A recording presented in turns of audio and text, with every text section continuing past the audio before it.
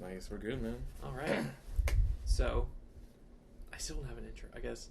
Welcome to the Nicolas Cage Podcast, where we speak about one of our favorite actors, Nicolas Cage, because he needs more love. He does a great job in his films, and everyone just kind of thinks he's a joke. He's a weird guy, for sure. Definitely not really good at financial purchases.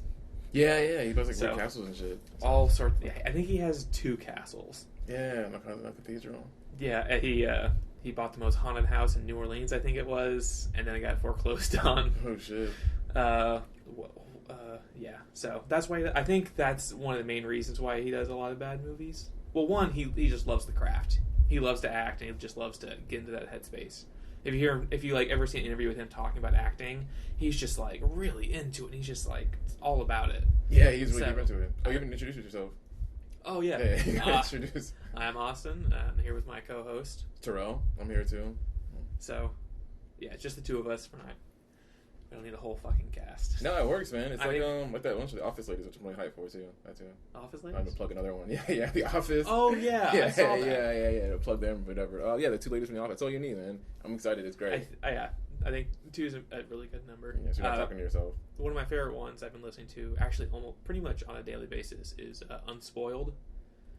You ever heard of that? No. It's Natasha and Rashawn, and basically the whole dynamic of they have multiple series, and the dynamic is that, like Unspoiled, one of them has read this material or watched it before, and the other one hasn't. Oh shit! And so like I've been rereading Harry Potter with them because Rashawn's never read it, never seen the movies, knows nothing about it, which is like a fucking unicorn.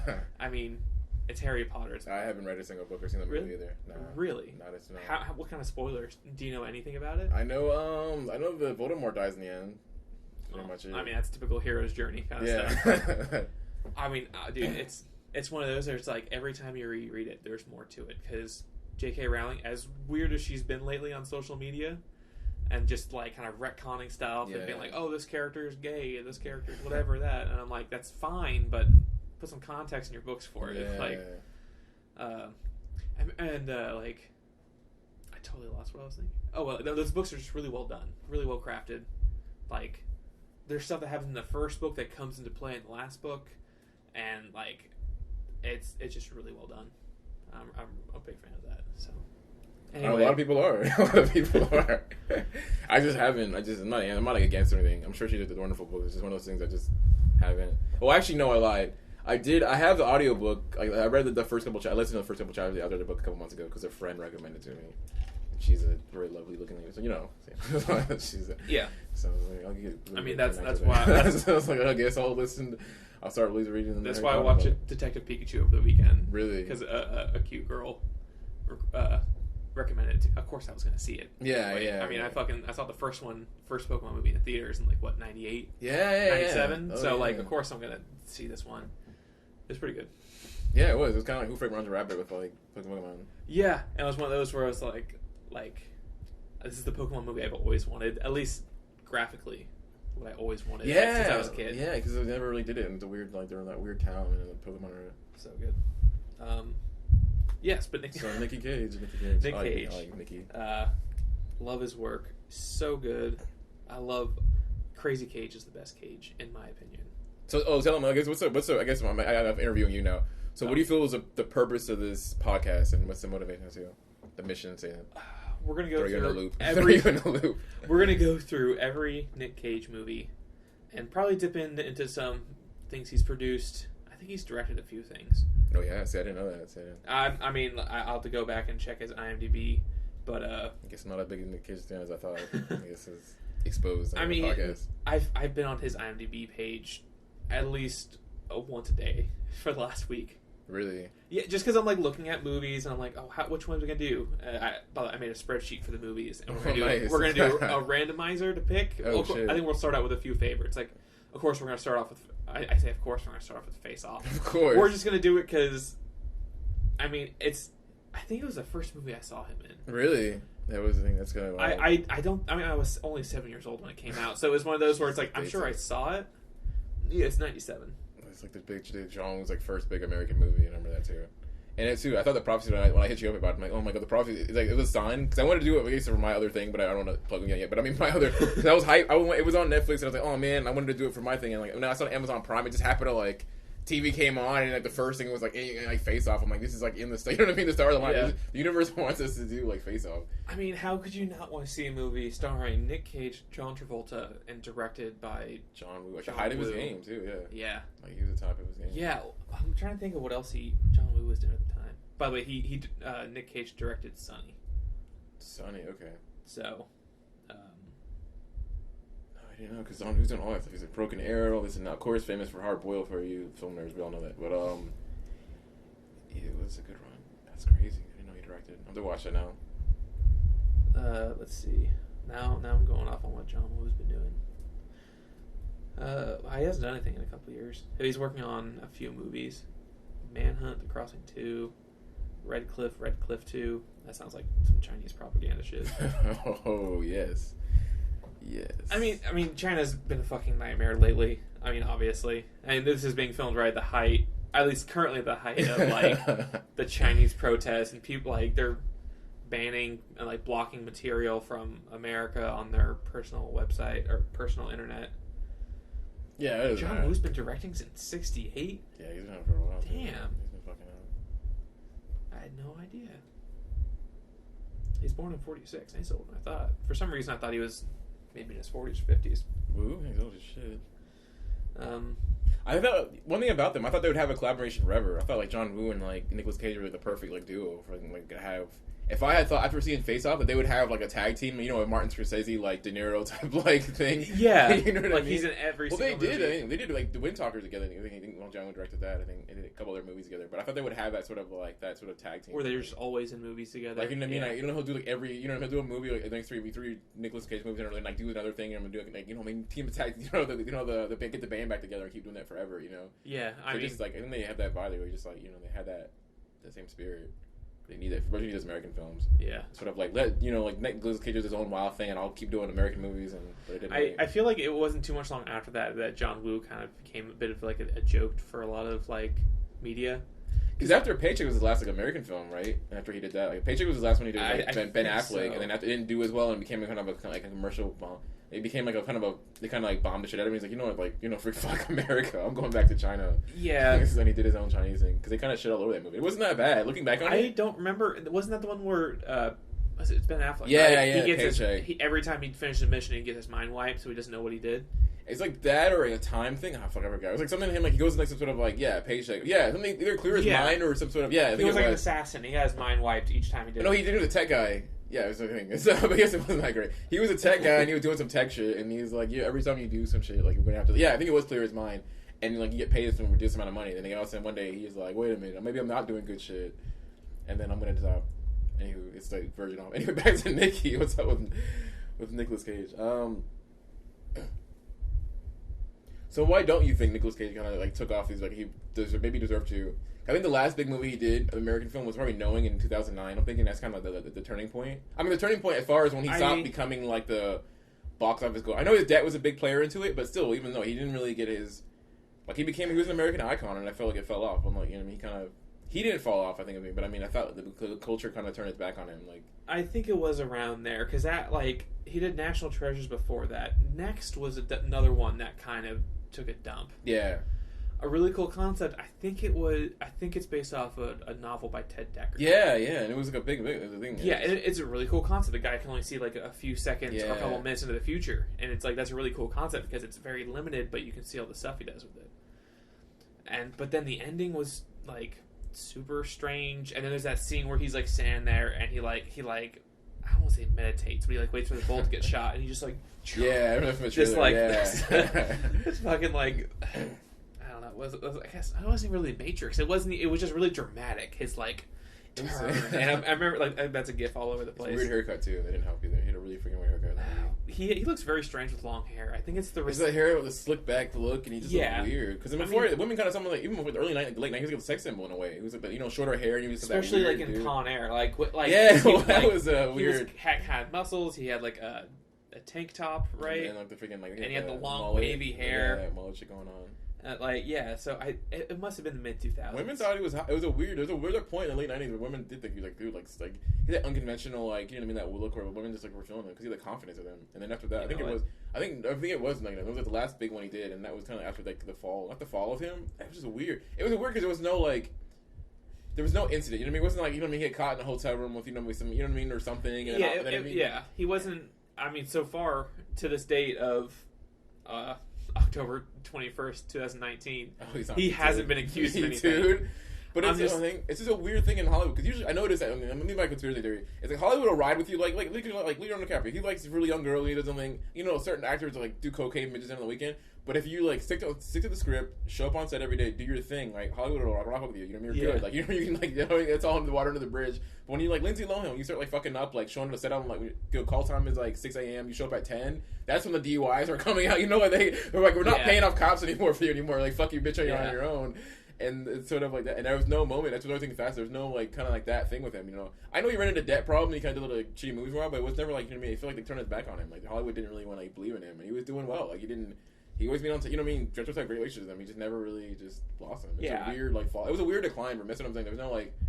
I think I can actually pinpoint when this happens. Wicker Man is in 2006. Okay. Which was terrible. But I'm saying the last like major theatrical release to me was 2009, if I'm not correct. It was like with Knowing, right? Yeah, Knowing was the last one. 2008 maybe. He's done a movie every single year. But I'm saying like, see, it was 2009 was the last like I'm thinking Knowing. See, I remember that. Knowing was the last like major theatrical. Oh wait, no, I'm sorry. Actually, no, it wasn't. I stand corrected, ladies and gentlemen. It was Sorcerer's Repentance was the last like theatrical release he had, like major doing. Oh no, Drive Angry, of course, and that was kind of like when he started to like tip her off. Seeking Justice, I don't know. Actually, no, I'm fucked up. Damn, I'm really wrong. I was like, I think I was wrong. Ghost Rider was Ghost Rider 2 was. I'm saying that was the last major theatrical release of like him. I think it was probably with Ghost Rider 2 when he did with Idris Elba was a villain. Yeah, because he did Joe that was like straight to red box. But critically acclaimed though. It was so like. I haven't seen. Yeah, I think. Yeah, it was critically acclaimed. He did that movie. I mean, Trespass went straight to video too, and all of that too. But. Yeah, I think it was around 2012, 2013. Oh, Croods. I mean, that's voice acting. Oh yeah, but it was sort of a half step. It wasn't a Nicolas Cage vehicle. It was sort of like he was just a tag team. Yeah, he's done obviously he did like the what is that movie? Kick-Ass and all that stuff. He had a great side role, but ever since then he became more of a supporting character after that. He was perfect for Kick-Ass. He became a supporting character for a long time. Yeah, sort of like thing. So that's what too. That'll be my investigator. Like, what happened to Nick? Why did Nicolas Cage like sort of dissipate from Hollywood? Like he was like the Hollywood darling for a long time, and he just wasn't. Just scary. I think mid 2000s is when it started dropping off. He was in a documentary about filmmaking. He played himself in Roman Polanski Wanted and Desired. It probably had to be like the heavy documentary thing, right? I don't really want to watch that. I don't really want to watch anything about Roman Polanski. It's such a fucked up thing. I don't know how anybody can do. Like when I watched Rush Hour 3, weird off topic. He was in that movie, and Chris Rock and Jackie Chan talked about how cool he was, and this wasn't. I mean, this was 2007-ish. Yeah. So it was. I mean, it was closer to the rape thing. Like it was closer to it than it is now, and like they were like totally cool with him because he was like living in France or something. Yeah, and he can't leave. Extradition, he can't leave. He was stuck in France for like forever. Yeah, and so like he was in Canada. Like, oh, he was really cool. I was glad to meet him. I was like, how? Why? Like, yeah. I mean, obviously now looking at that lens where we take it more seriously, it's kind of hard for me to look. But even back then, it was just weird. It was like he was like accused for like raping. I remember at the time, I was in the theater with my parents, and he came on, and they got real upset. So they did, and I didn't understand. And my dad, he was uncomfortable talking about it, but he like told me what he did, and I was like, did they put him in a fucking movie? Yeah, but now weird. I look at all the shit with like Weinstein and stuff. I'm like, oh yeah, they're just gonna. That's Hollywood's thing, though. When you give like a villain, when you're like a bad guy, life of a bad person, they put you as a villain. You know what I mean? That's like a soft way of saying it's okay. You know what I mean? There's nobody like, for example, classically, Mel Gibson. If you notice ever since his resurrection, after a series of anti-Semitic, racist comments, left in the thing, he's been playing villain roles in movies. He hasn't done it. What was the last thing he was in? I remember he was Incredible. That's the last major thing was Incredible. Not Incredible. It's not Incredible. He was in the Disney movie. He was in Expendables. He played the villain. You remember he's a villain? I guess No, I saw the first one. I didn't see any of the other ones. He was in the third one. He played the villain in the third one. And ever since then, I noticed in a series of movies he played the villain. Like, he was in a Machete. He played the villain in Machete, too. So that's what I'm saying. He's the kind of like, you kind of put him as a villain and kind of wait, hopefully, you know, audiences kind of build away from, because that way it's, like, easier to hate that person. You know what I mean? Like, I don't know, why do they put him as a movie? At least he's playing a bad guy. We can, like, picking shit on him. Why wasn't Nic Cage in The Expendables? He probably was. I don't know. He should be in. He should just be in, like. There's a lot of movies. That's what the thing. I think that's what the basis of the thing. Like, what happened? Why wasn't he like? Because as far as I know, he's a great working relationship. I mean, like, he's a great working. You know, it's usually the talent, but you also have to have that great working relationship with everyone in Hollywood. You know what I mean? Like, if you're like a really on. You know what I mean? Like, for example, the one you. I mean, don't love Tarantino. Like, he's a weirdo, but like he has a great relationship with everybody. He's really on time. He's an absolute professional. You know, he's a weird. He says wild shit, but you know, he's a goddamn professional. He shows up on time on set. He's really bad at his business. He's a guy. You know what I mean? So that way you can kind of like people will excuse a lot of shit. You know, when you make a lot of money and you're professional, you know what I mean? Like, you're made. But as far as I know, like, you know, like Nicolas Cage is a professional. Like, he counts as business, but it's like people don't really vouch for him in Hollywood. I wonder if he prefers smaller roles. Maybe it's more like more of like if he's taking himself more as an artist. He does smaller roles because it's like smaller characters. But I guess maybe he feels like he'd be more free with it. Like, well, that's one thing he was telling me. Like one week, after his iconic roles, he does have a thing where he loves to play like. He's very good in his role. He likes to play the characters kind of his way, and that's kind of his problem. Maybe the modern superhero era, where it's like he wants to play characters kind of his way and kind of doing his thing. And that's you sign up, you hire especially a star. They have like, hey, like if you hire me. I'm gonna do it this way. Like if you hire me, like Samuel Jackson R-rated movie, I'm gonna say motherfucker a lot. Like, you know what I mean? And that's my lane. So don't hire me, you know what I mean? Not to say motherfucker a lot. Yeah. So that's gonna make conflict with him and like things. So I think he wants to play like I'm gonna play my own bizarre kind of way and doing it. You kind of have to like not let him, because that's who he is, you know. You have to guide his performance in certain ways, you know. Because I think he and Ed Norton are kind of the same way like that. Like they care a lot about the characters, and they have their way they're going to do it because that's how they think the character's going to do it, and they stick to that because they're stars. I mean, they are stars. Are stars. I mean, that's what it is. You don't hire stars and not be stars. Like don't fucking hire. Like get somebody to get an up and comer to play in your roles. Because like I'm like, and that's what they kind of call them divas, especially like now and like Dwayne Johnson's and they call him a fucking diva and shit. You know, he's like, you hired me to play. You hired me. You know who I am. Like you know my persona. You can guide me a little bit, maybe a little softer here, edge. You know what I mean? Like rough the edges around. You know what I mean? Kind of push me and nudge me in a certain way, but you can't like tell me no. Come, I want you to play it like you know what I mean? You can't tell like. So then in the case you make a super serious kind of like quiet role, you know, it's not really who he is. Yeah, you don't hire Dwayne The Rock Johnson for his diverse acting skills. You hire him because he's Dwayne The Rock Johnson. He can be a big guy who's tough, but also have moments of kind of tenderness and you know what I mean. But that's really who he is. Like the only last movie I saw him in that I was like, wow, that was different was Central Intelligence. Oh really? It was a complete shift. That was great. I was like, oh, he actually does have some diversity. Like he's really tender and weird and nerd and nervous and stuff. And he was like anxious and he was also like super like, let's do this. Yeah. But he's also kind of insane doing shit. And you're like, that was a really great character. That was a really fun movie.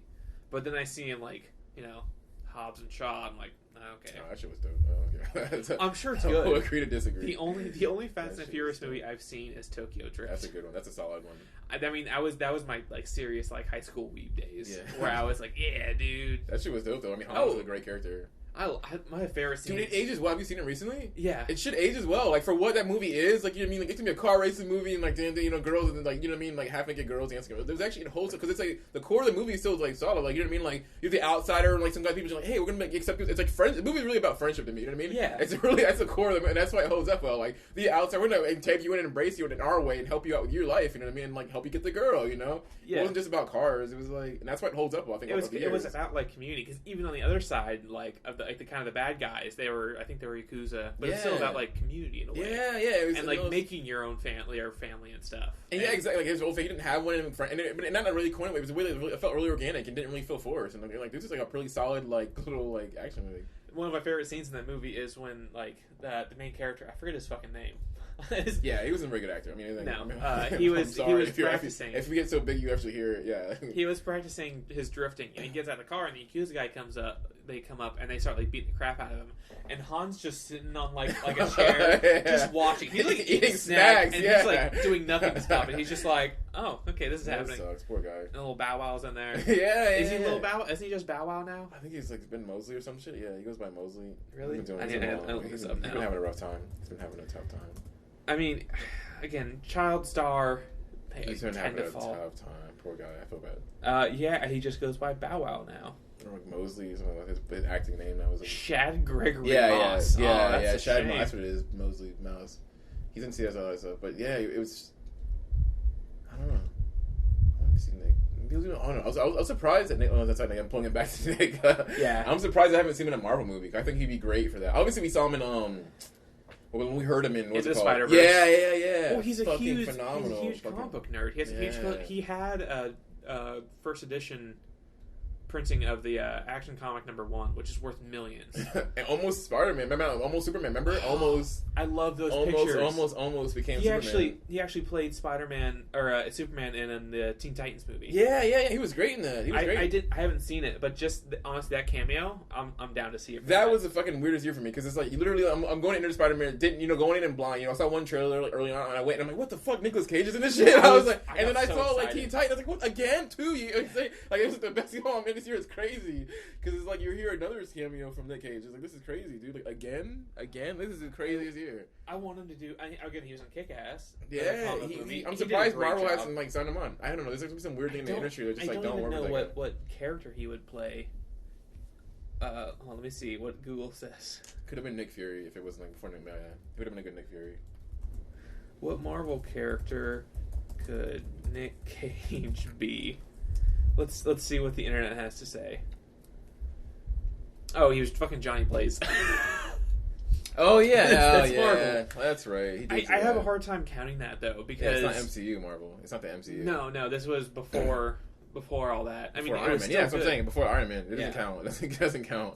It doesn't count in this new world. It's new Brave New World. Ooh, I would like to see him as Lex Luthor. Yeah, you can do that. I mean, honestly, like he could full. He can go if he goes full Nic Cage. Yeah, he's got to let him go full Nic Cage. Obviously the scenes where he's like, in society, stuff like being quieter, but the moments where he's just like losing his shit, that would be friggin' cool.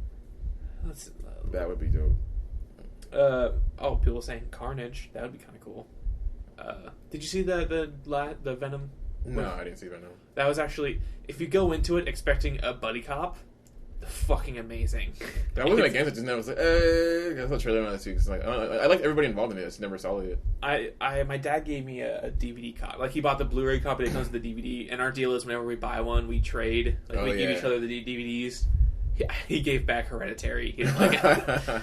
But he gave me Venom. So if you want to borrow it, I always want. I'm way too anxious about borrowing. I get nervous. I'm like, what the fuck a DVD? It happened one time and I'm like, never yet. I'm like, oh man, I'm addicted to this person. Man, I don't know. Like, I want to see Nic Cage in superhero movies. I think he would absolutely love doing it. No, but the problem is, no one. I'm sure he's read the comics of whatever the character is. Yeah, and no one can tell him to do otherwise. That he wants. That's probably the problem. Honestly, that's probably it because they know that the MCU is like very rigid and a very template way of making movies. Disney's way of doing it. So that's what they probably wouldn't like. If he had to sign on, they would have to tell him like, you have to play. Here's how we want you to play this character. Well, now we got Deadpool coming in for a third movie that's still going to be rated R. So really? Yeah. So maybe there's more leeway. I would love to see him in that. I don't know what Deadpool characters there are. So I'm just looking for reinvent a character just for him because Deadpool's still doing their own. It seems like they're still doing their own thing. I mean, there's a great comic. There's a Deadpool where he goes to different like multiverses and he meets different versions of himself, and that's really fucking. He meets a female version of himself and they end up making out, and he's carrying around the zombie head of himself. And the zombie head's like, how was your first experience with interdimensional self-incest? He's like, I don't want to talk about it. And you're just like, okay. That's... oh, man. I would have loved to see Nic Cage as Thanos. That would have just... Oh, yeah. You're doing great. I would love to just, like... If I had the money, I would just go into, like, a green screen with him and have him just like, all right, you're going to be Thanos for 5 minutes. And just do a scene. And like, all right, cut. And now you're going to be Wolverine. Oh, shit. I would spend so many days. I bet you they did. I put money on that they probably did screen test a bunch of stuff, and they just did not release it. They don't know what to do with him yet. Or I wonder how many audition tapes he does these days. Probably none. I'm sure people are like, oh yeah, Nic Cage, we don't need to see his audition for this. Because clearly there's talk. I mean, if he was doing all these freaking voice of superhero movies, there's something out there where he just had a screen test and had a conversation with them. There's no way they didn't have him up there. Because being such a huge comic book nerd, they had to have him. They Yeah, just don't know about it. He's not one to be chitty. He's not a. I guess he's not a chatty patty. I guess I don't know if it's a piece. He's whatever. But like he's not. Or he doesn't really talk about the uncle because obviously like the pop up and cameo. He at least interviews I see him. He doesn't really. Oh, and I got I'm doing this movie, but like next year I'm doing like Spider-Man. I'm doing a voice. He doesn't talk about his other projects. So I didn't even know. No one knew. I didn't know he was gonna do a freaking like in these like pop up as a voice of these characters like. So I strongly believe that they've been talking to him. He's been taking meetings with Marvel and this and that, doing all that stuff, and like he's just trying to figure out. I think they're trying to work it out. I think he's been in the game. He's been in the industry so long. He doesn't talk. You know what I mean? I guess it's a new era. Where it's like you gotta talk about everything. And like I had a meeting with this guy, and I had a movie with Star Wars, this and that. But like he's just like I'm doing this movie now, and then whenever it comes out, it comes out. He doesn't really. He just does it. It's not his MO. He really does talk about other shit coming up. Yeah. You know what I mean? He doesn't. So I think he's. I really believe he did. Even the whole Superman. He never talked about this. I mean, have you heard him talking about the Superman? Like not a single time. Like all I have is that. That one very bad video of him, like it was Con Air era for sure because he had the hair, and him in the long hair with that outfit. And I remember when I was younger, I was like, that would be terrible. And now as an adult, I'm like, that was going to be a fucking gem, and we lost it. He doesn't talk about stuff like that. He's like utmost professional about stuff. He's just like projects fall apart. He just keeps moving. I feel like he is very like what's the term? Like object permanence problem of like once it's done, it's done. It's gone, and he's on to the next thing. Yeah. And it's probably just getting heartbroken so many times in the industry where you'll probably start coming up and he's just like, I gotta focus on what's in front of me. Yeah, definitely, because I'm sure he's been. I mean, he not to say he's had a lot of disappointment in his life, but with the whole having money problems and just all this, I think he's had a few divorces as well on top of that, which is normal for Hollywood. But still, it's gonna take a toll all the time, and plus, like doing all these like bad side movies, which. Again, not that he didn't do a good job, is that he wasn't directed probably and the role wasn't good, or he had, bad opposites like Kristen Haydenson, the movie Outcast. Oh, terrible. So bad. Well, he's just not a good actor. He was okay in Jumper, but I was more... that movie recently too, he's like some period piece where he's like working a journalist. That was like critically acclaimed. Really? Yeah, he did something a couple years ago where it was like, what? I can't imagine he's getting any... I even saw him in Factory Girl and he was terrible. He played like freaking, what's the guy? He was awful in Factory Girl. Bob Dylan, that's what he played. He was the worst I've seen. It was a terrible movie. He had actually been in a few things. He keeps getting worse. American Heights, Outcast, 90 Minutes in Heaven. Yeah, I've never seen any of this stuff. He needs to take some classes. I mean, if he didn't learn his lesson for the first Star Wars movies. Or the first two, or the two he was in. Yeah. Sad, he could really do. Why Jason Lee can't even sniff an acting gig anymore? Well, you know why. Sorry. There's IMDb had too. Because he was in Scientology. Oh, that's what happened to Jason Lee? Yeah, that's why he just left. That's why he's like the only reason to watch the new Kevin Smith movie. To watch Jason Lee? Who's gonna see that? Someone because even said this too. It's like, this is weird. Like the whole like I don't know, like coming back and now because it's like his humor hasn't evolved. It's the same sort of like here's in the movie, kind of weird, gross out, sort of like I put my friend in it. He's gonna do something you wouldn't expect him to. It's funny.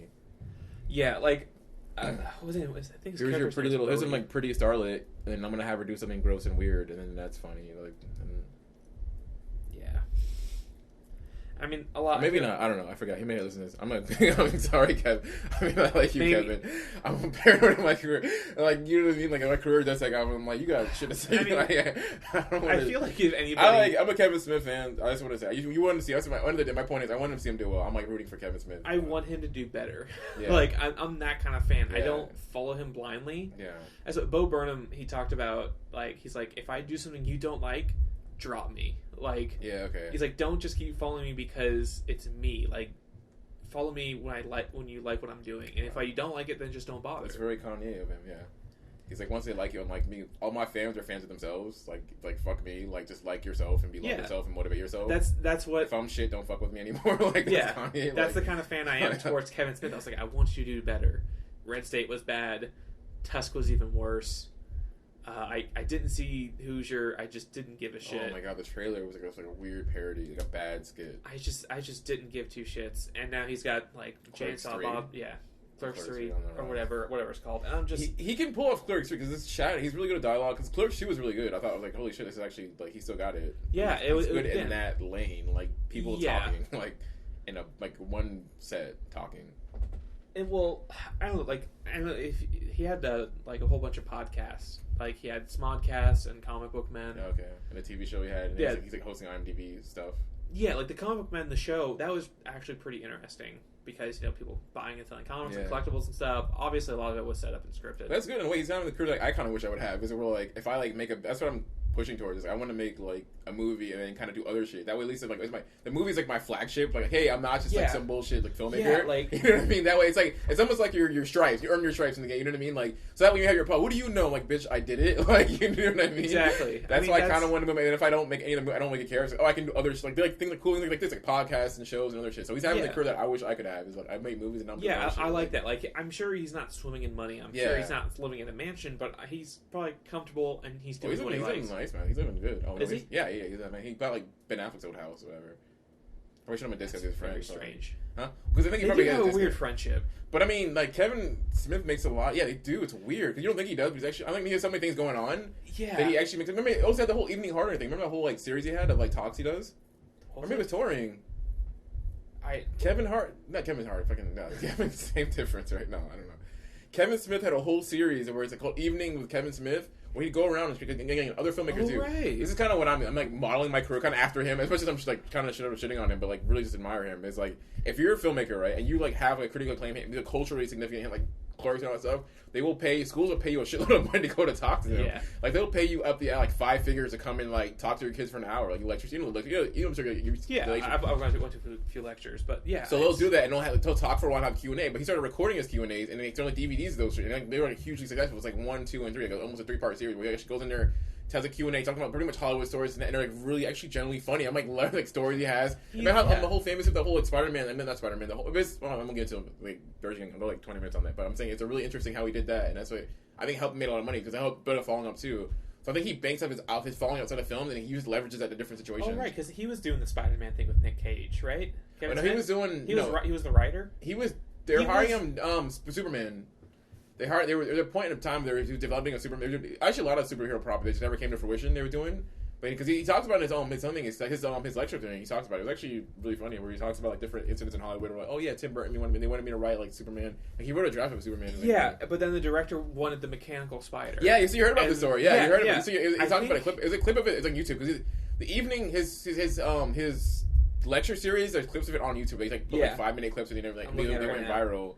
I remember he talked about it in his podcast at one point. Oh, okay, so he did that too. And it was whole, like Wild West. Yeah, and then because he like the director, he like demanded having a mechanical spider. It was one of the weird producers. He used to hooking up with Barbara Streisand was a producer on it, and he had a weird thing for like having mechanical spiders. Well, that's what the movie fell through because they had so many differences. And then Wild West came out. And they had the mechanical spider. It's like what kind of weird fetish? Thing about mechanical spiders. It must have been like a personal demon. Like once you get it out, then you're and now I'm done with it. I exercise that demon. That's what people want, man. They want mechanical spider. That's what the audience is needed. I had a waking dream of a mechanical spider, and that's and now it's gone. Yeah, I would. Yeah, like I hate hearing stories like that because like that's what ruined that movie. That's what ruined Nic Cage Superman for me. Ruined it for Kevin everybody. Smith could have wrote it because at the time he was a comic book nerd. He was a go-to guy. You know what I mean? He sold his collection to pay for Clerks. Well, then he bought it back afterwards. He said, I mean, it's a whole thing. Pretty much, the whole lecture to his life and all that stuff, and like other tidbits about Hollywood. And that's what made him kind of cool because he wasn't just a director. He was like, I'm like, here's my movies. Like, here's all the cool shit in Hollywood that I'm doing, and everyone's like, this is awesome. So it made him way more accessible. And I think he kind of banked off of that and made a lot of money doing other stuff. He's like, I don't have to just make movies. I can do other shit. And I mean, that's pretty much how my college career ended. Like, my art degree isn't in one thing; it's in like studio art. So nice. I'm doing ceramics, woodworking, sculpture, illustrating, painting. Like I'm all over the place. I even have minors in film and art history. Oh yeah. Like I have too many interests. That's why like podcasting. I don't want to say it's easy, but it's fun and it's something that pretty much anybody can do. And it's serialized, so it's easier to put out. So it's like too. It's much smarter than I was doing before trying to like making your own videos for YouTube, which take like months. I love doing it, but it's like it's hard to like get it done and like this is perfect like, weekly. This can get this can be shipped in a week, and then people can like regularly listen to it. We just need to get I need to get Mark on the intro. I keep forgetting to message him because I even had like I was like I have an idea if you want to do like a parody intro like an existing song and you just put like I just come up with lyrics. For some reason, I'm very good at doing like parody lyrics. Oh yeah, man. I don't know. I'm not musically inclined at all. I tried to play the trumpet and trombone in like 6th grade. I fucking failed at it. It was miserable. It was terrible. But like I think that'd be really fun. Yeah, man. Send more into it. Yeah, I need to get him on that. But yeah, I wonder if Nic Cage. I feel like he's the kind of guy that does like paintings in secret. Oh no, I think he does. I think he does all that shit. Oh, he has like paintings and he makes music. He's pretty much just always like art inclined guy. I mean, he is a very artsy person. Yeah, he's just like acting is just like his side hustle. I mean, he just pays great, but he's just. Well, I mean, he has a lot of collections and stuff. Like I could have sworn he like plays instruments all the time and he does a band and all that stuff. He's that kind of guy who just do all that shit. He just does all of it. And he's like, yeah, I mean, acting pays great, but I like doing everything. Oh, he's collecting comics. I know that one. That's the end of the article. That's one interesting fact. The bullshit article. My question for you about him then is what is the allure to him? What made you like gravitate so much to Nic Cage? And I think it was started with Ghost Rider. I remember watching it and his first time where he was like freaking out and transforming, and like this dude is crazy. And then the more I saw him, the more like crazy he was. But then it wasn't until I was in college and going through film, and we were going through classes, and I had this American film artist class. And that year we were going through screenwriters, and we went to Charlie Kaufman, and that's where I saw him in Adaptation. Okay. And I always liked him, but that was the point where I was like, he actually is really good, and he has good range. Like, but directors don't really know how to utilize him correctly. I think that's it. Yeah. Because you need to point him in the right direction. Because like him in that movie is so insanely meta. And he's playing 2 roles, and each time, like, it's just him and himself in that room. It's him playing Charlie Kaufman and Charlie Kaufman's identical twin. Yeah. Like, those scenes are so good, even to the point where I'm like, they're not actually 2 characters. They're not actually 2 different people. He's just doing such a good job of connecting them. And that's weird, too, because that movie, too, he has to, like, not only play 2 different characters, but, like, he has to play 2 characters off each other, you know what I mean? Like, you don't have that, like... When 2 actors in a room, they play off each other to feed off each other's energy and like build off each other's character, but he has to like play off himself, which is fucking like very fucking bizarre. Very Parent, yeah, very Parent Trap-esque. And he pulled it off. Like it's weird. Yeah. He's like, there's scenes where they're like you know like they're bouncing, they're feeding off each other's energy, and he's like just talking to himself. And even like, did you ever watch the Spiderwick Chronicle movie? Spiderwick Chronicles? Oh, that one. No. It was a book series, and they did a movie, and the young boy in there, he was the kid that played in Bates Motel. I forget his name. Yeah, the guy. Goofy looking kid. He plays in like an autistic doctor movie, TV show. Yeah, he plays 2 characters in there. Oh, really? And they're always in the same scene together. And I'm watching it, and I even had to Google, like, I just to make sure that this is not like a twin thing. Oh, really? Because that happened in Buffy. The one character, Xander, like, there's a scene where they're like, he gets split into 2, and they're both in the same scene, and they're interacting. And I was like, this is like mid-2000s on like WB. I was like, there's no way. I was like, there's no way the CG was this. I've seen the CG in that show. It is bad. Yeah. I looked up, and he has an identical twin brother who's also an actor. So I mean, it happens. I had to just double check. It's that Sarah Connor shit. Yeah. Yeah. So I had the twin sister. It's pretty crazy. Yeah. So yeah, I think Adaptation was the big turning point for me, because that was when I saw him, and I was like, oh shit, because that was 2002. That was quite a while ago at this rate. Yeah, he is. He's good in like what's the other guy? Gary Oldman. I think he's probably the ultimate actor because he can play like pretty much anything. Yeah.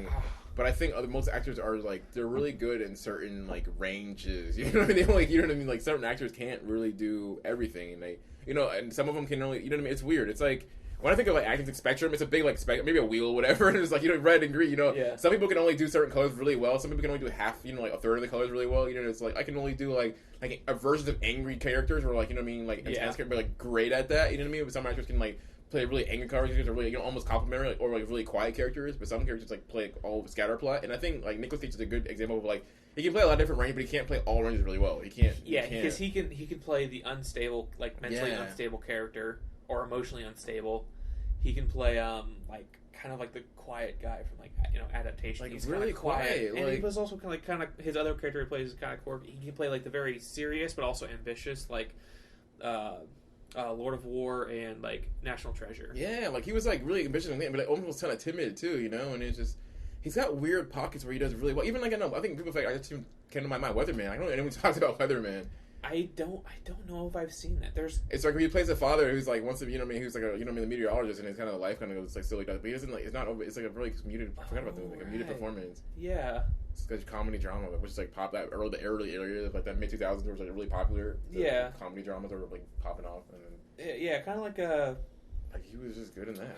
He was really good in that. Jim Carrey. Like, Jim Carrey was a great comedian for, like, all the comedy films. And then he did some serious stuff. And you're like, he's got, like, two ranges of me. He's, like, fucking over the top and intense, or just, like, stupid quiet. He's just, like, stupid quiet. And, like, he's complimenting the color wheel, acting wheel. It's, like, complimentary. Yeah, he's literally, he's just, he's purple, but he's also yellow. Yeah, like, those are his two, he's got on and off, and that's it. So, yeah, like... What has Jim Carrey been in lately? He's got a TV show. The show he has on Showtime where he plays a kindergarten teacher, like coloring and stuff. He's really quiet. Oh, really? He has a quiet, nuanced performance. I'll watch that. It's a Showtime show, which no one really talked about, but apparently he's doing really critically acclaimed. They're doing another season on it, but it seems like he has this weird thing too. Those two are kind of parallel in a little way. I don't know. Maybe not. Maybe I can see the parallel between those two, where it's like they have this sort of trajectory. I mean, we can make a parallel.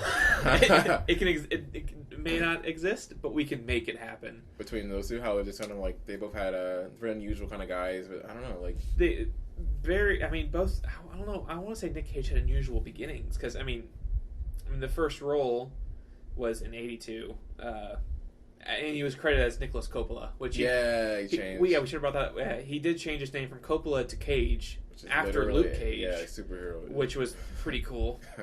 It's like embedded in his whole like being to be. Like, Lily. Like his name is after a comic book character. Yeah, and he must have really liked Luke Cage as a character. Well, to fucking nail himself after. Yeah, all the things. So he must have been like all about it. Like. And he's weird because he is quiet. I mean, even like Moonstruck, where he plays him the doopy guy, and he's like quiet, and too. And even something he does a weird range. He's really good at stuff. Like I don't know. He's just I just don't think he like people give him enough a chance these days. Like, even Wild and Heart to me is the one that does gonna stand out for me because he plays like sort of a sympathetic lover in that movie, which is like really kind of like not his line. That's one that kind of even his range. He doesn't really. I don't really see him do it again. Really, where like. A quiet, like, because it's a Lynch movie, so everything's all wild and weird and bloody and crazy. Like, you know what I mean? It's pretty much like Breathless, like an American version of it. Mm-hmm. The movie just goes, and it's just okay, like a road trip movie. It's just kind of like just going it's around. A trip, and you're just gonna follow it. That was cool because like William, which I wish. Now this is what I kind of wish now. It's like my nerd like desire when.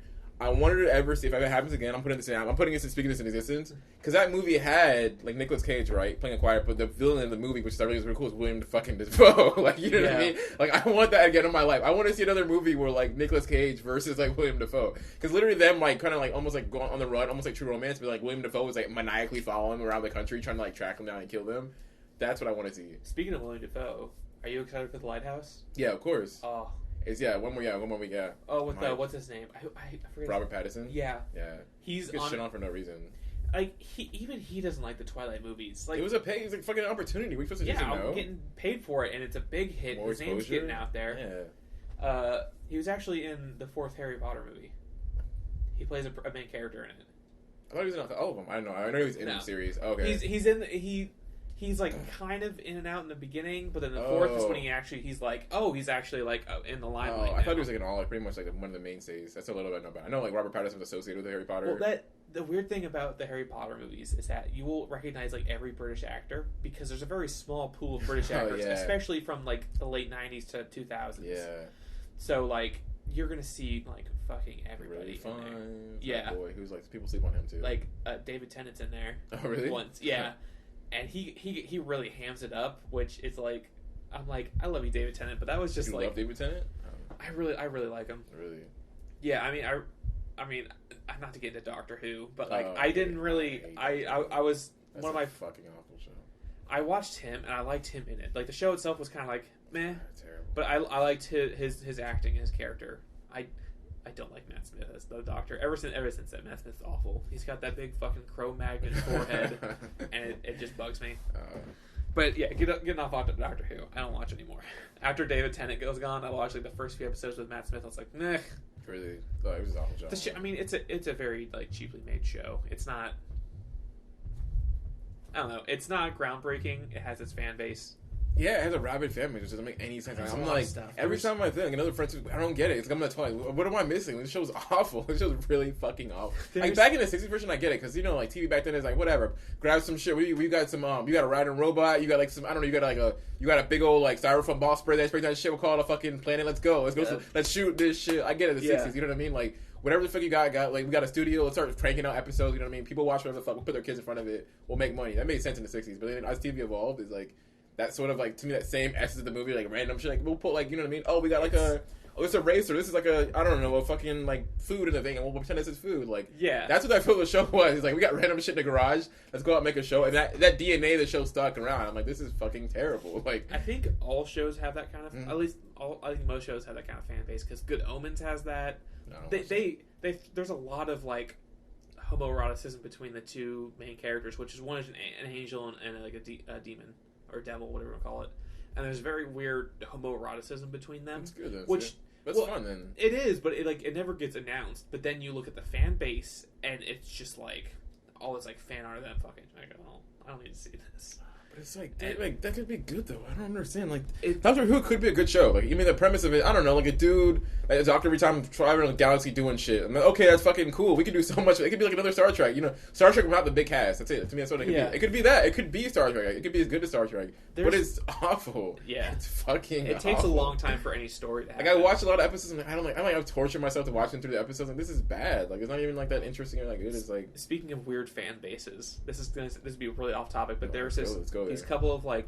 Very satirical and graphic point-and-click adventure games called Kindergarten and Kindergarten 2.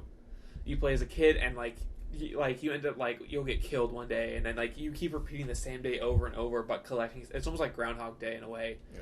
And the whole point is to do these missions and to finish the day.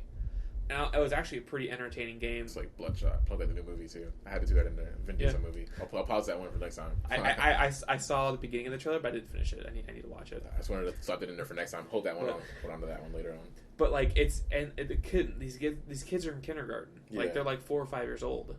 And I was like, I went on like Instagram, like on the hashtag, or I was trying to find the creators because I wanted to see what other games they made.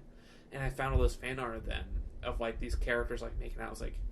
These characters are 5 years old. I don't care that you, in your art, you made them adults.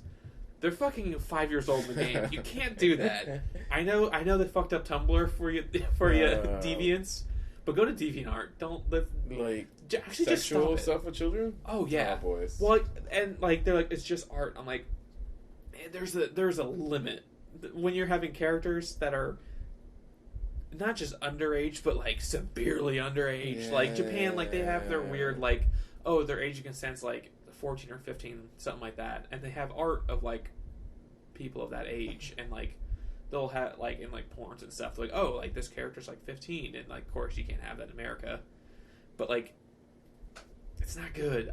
It's too no. Yeah, I mean I agree. Fucking kids is not good. I mean, no, it's not good. Fucking children is not like you know what I mean. It's just not. Oh. I'm 110% against it. And take a while of what mutual acquaintance that we have or had that was all about like their age consent over there's lower. That's what it should be. Acquaintance is a strong word. Let's just say that's someone mutual enemy. I'll say a person that I've unfortunately had a conversation with. I'll say that. Acquaintance. Unfortunately, acquaintance is a very very strong word. Yeah. For the sake of the podcast. I know you're mean, but like for the sake of the podcast, it's someone that has reluctant has hijacked my hearing. I feel like I've hijacked and I've had forced to listen to. Yeah. So like a quiz. It sounds like we have like similar interests. Like, we both know a terrible person we hate. Yeah. But again, we're getting off topic so much. But yeah, Nic Cage. Just everyone needs to see more of his work. There's so much, like, no one has seen Mandy. Yeah. Mandy was probably one of my favorite movies. Was that this year or last year? That was last year. Yeah. But it's a slow burn. It's a hard sell, though. It's a hard sell for most audiences. It's a very niche movie. Very, also kind of niche horror, too. Yeah. But, like, they really, if anybody liked the visuals from Crimson Peak, Guillermo del Toro movie. We'll get on Guillermo another time. Spirit. Yeah, we'll get on him later. Yeah. But if anyone likes nice guy though, I want to say, I'm sure he's a wonderful human being. Great production design, very kind man. Stick him back in production. He shouldn't really be. Then again, his fish fucking movie. God, he did win an Oscar, so who the fuck am I? I don't even know if he made a movie. You know, I'm over here like not shitting on him. It's a very different opinion. I mean, that's it. We can like disagree. I mean, it's a criticism rather than saying I don't know. I think he should be able to keep making movies, but yeah, I mean, I get back to Mandy, but like, I do. It's definitely I recommend. You know, they're re-airing. What was I forgot what the movie was called? The fish fucking movie. The fish fucking. Pretty much, we'll call it that. We'll call it the fish fucking movie. They're re-airing the fish fucking movie. Yeah, they're at the Enzion. Oh, they are. Yeah, they're airing it again.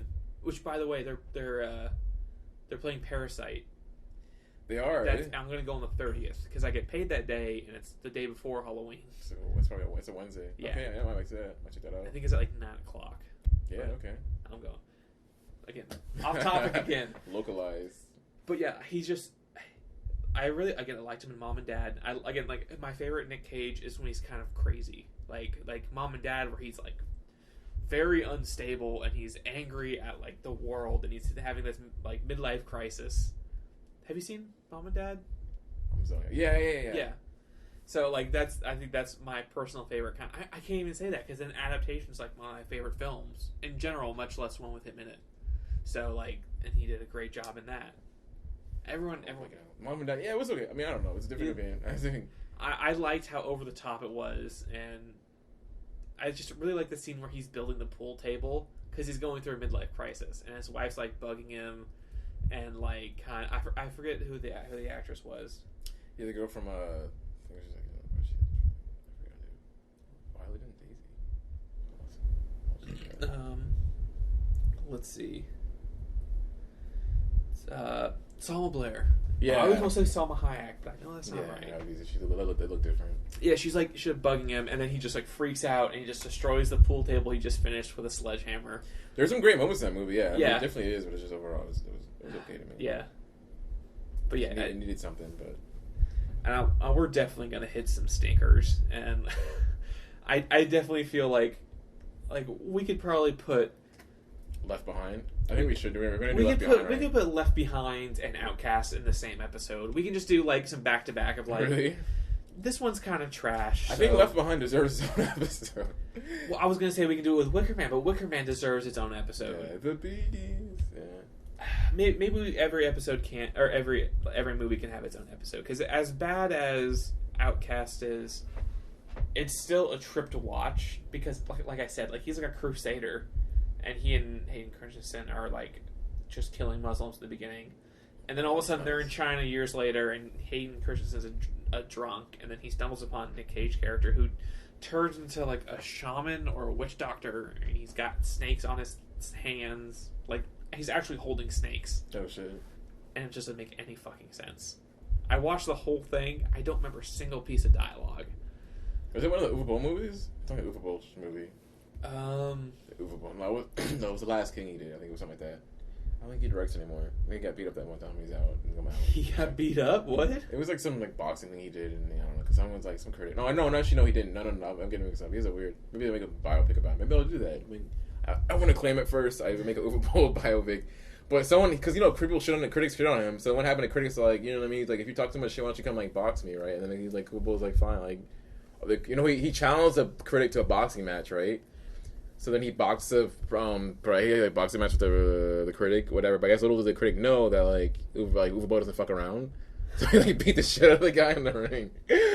So I guess I think that definitively declares that Uwe Boll is a good director now because he beat the shit out of his critic. So that way so he fucked around and he fucked the wrong Nick one. Powell directed Outcast. Okay. I don't know what he's done. I haven't heard about that guy since.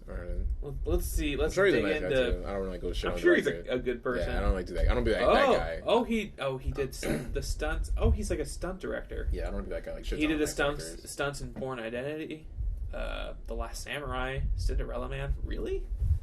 And this guy directed a movie. Why did? No offense. Man, opportunity strikes, man. 120 credits in stunts. That's what happened with the guys with John Wick, whatever, and he did that. I mean, They did that. They were stunt coordinators. And he directed 2 films. They pretty much had the opportunity came for John Wick, and they did it. He's directing another Nic Cage movie this year, Primal. Oh yeah, is it the one, the Japanese one, where he's like doing the kids and stuff? Primal is. He's doing some like weird like other. I was thinking of the Genndy Tartakovsky, who created Samurai Jack. Oh, okay. Just had a new show air a few weeks ago. Really? Maybe it went last week. It's called Primal. It's about, again, like one thing Genndy Tartakovsky does amazingly is show don't tell. Like there's an entire episode of Samurai Jack where there's no dialogue. Oh really? It's all audio, and he does everything through visual storytelling. And this one, it's about like this caveman.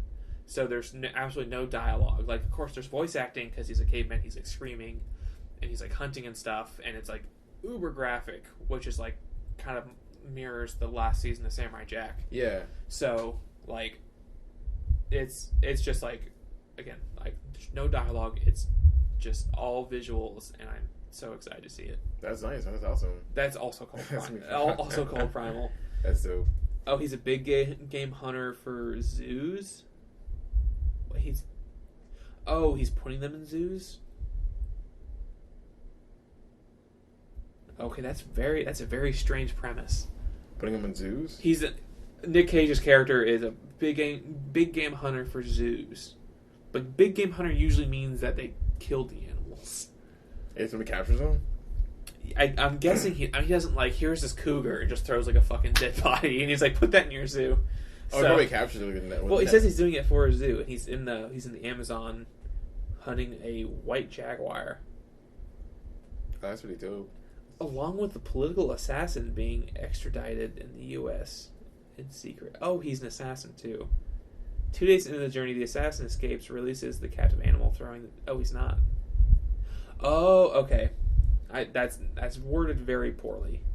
So he's a hunter, and he's hunting exotic animals for zoos, and he also hunts and captures an assassin. I think that's what this says. He's a big hunter. Oh, he's like a big game hunter who's trying to step it up. Like he's trying to promote himself to like human hunting people. Okay, so this sounds like a really good bottle movie, because it's gonna, from what I'm reading, the assassin escapes and releases the captive animals while they're on the ship.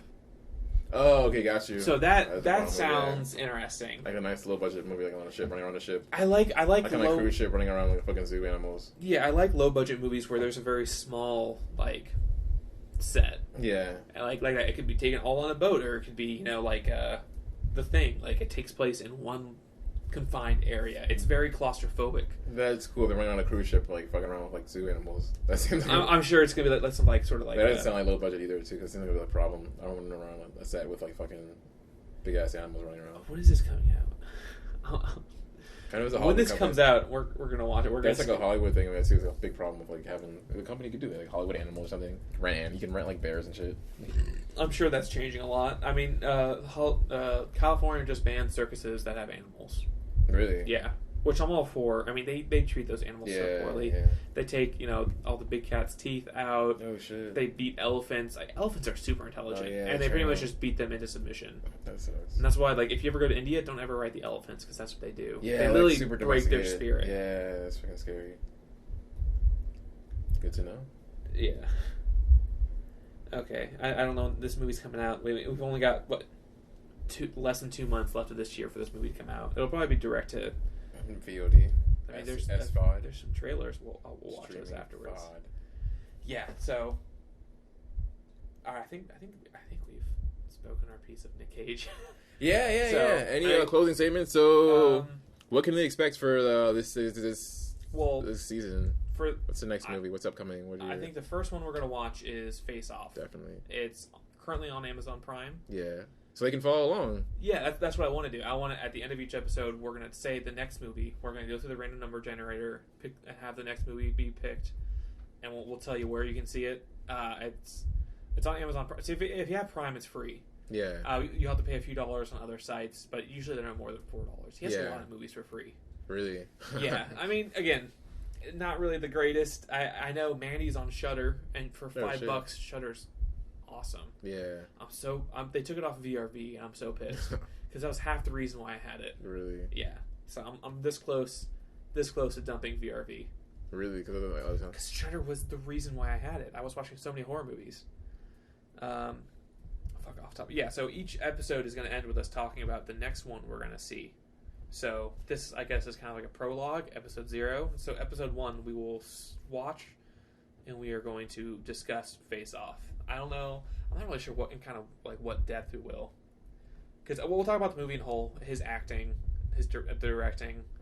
I'm sure we'll have a Dutch angle counter because I fucking hate Dutch angles used improperly. I was watching The Expanse. Oh, really? And they had dramatic scenes between two characters, like a lot of dialogue, and had Dutch angles. I was like, this doesn't belong here. Oh. Dutch angles for me is like suspenseful, thrilling moments. You're gonna hate them like freaking like. I'm sure you hate that. What's that one show? For Mr. Robot. I haven't seen it. Okay, yeah. I really have no desire to. I mean, you should probably like it. It's weird. If you like Fincher stuff, you'll probably like the. I mean, I like Fincher, he borrows but like, heavily from Fincher. Let's see, the first Thor movie. Yeah. Oh my god. Oh yeah. Half of that movie is Dutch angles. Yeah. So if I see it, I actually have a notebook, so I'm gonna be taking notes while I'm watching the movies. Because I know right when I see the birds flying in Face Off, because it's a John Woo movie, I know it's in there somewhere. I'm gonna write that down. Oh yeah, the doves. Yeah. The church scene and that too. I think it happens at least only once really. So it's end. It's usually his last like thing. Yeah, I know we're talking about it now, but yeah, we'll get into. I guess we'll get into. We'll hold it on to the next. Well, that reminds me episode. Is that in Big Fat Liar. Yeah. With Paul Giamatti, Frankie Muniz, and Amanda Bynes, they actually make a crack about. They have what's his name? I gotta look it up. I'm so bad with names. The Asian guy from Harold and Kumar. Oh, John Cho. I won't leave him. Yes. He's in that movie. I must stand for like every 45 minutes. That's like screws my fuck something like that. Yeah. So he's in that movie, and they ask him for like directing tips at one point. He's like, the scene opens with doves. Like he does it like 3 times, and then even at the end of the movie, like there's like doves flying across the windows and stuff, and he's recording it from like 6 different angles. And it was just like that's straight up John Woo. That's awesome though. It works. Yeah, maybe it doesn't. I don't know, but it's like a cool thing he does. So I'm excited to watch that movie. I haven't seen it in years. It's like one of my favorite all-time films, so I'm hyped to do it. I'm gonna try not to get too into talking about it right now because I want to, but this is all from memory. Like I haven't seen it in years. Really, it's been years. Yeah. I for the last few years, I pretty much just watch new movies, or I watch an old movie I've seen like 100 times. Oh, by the way, we should give us a suggestion for another movie. We'll have the movie. Well, we're gonna have Face Off for the podcast, but is there another movie you'd recommend? Anything else? I mean, for me, I'm gonna recommend Lake Mungo, which is free to watch on Tubi TV right now. Lake Mungo is a Nic Cage movie? No, this is totally separate. This is just another movie you like that you want to like. You should all watch this. Not Nic Cage related. A movie that I liked a lot, which I probably wouldn't do much of, was like I Am Mother. I liked on Netflix. But that was really cool. You can watch it right on there. If you like hard sci-fi, you'll like it because it's a really interesting like bottle movie where like it's we're on the planet where like I guess human civilization is gone and all you have left is like a robot is like trying to create. So she creates like one human being at a time, whatever. I guess I'm assuming they're trying to repopulate the planet. I need to rewatch that.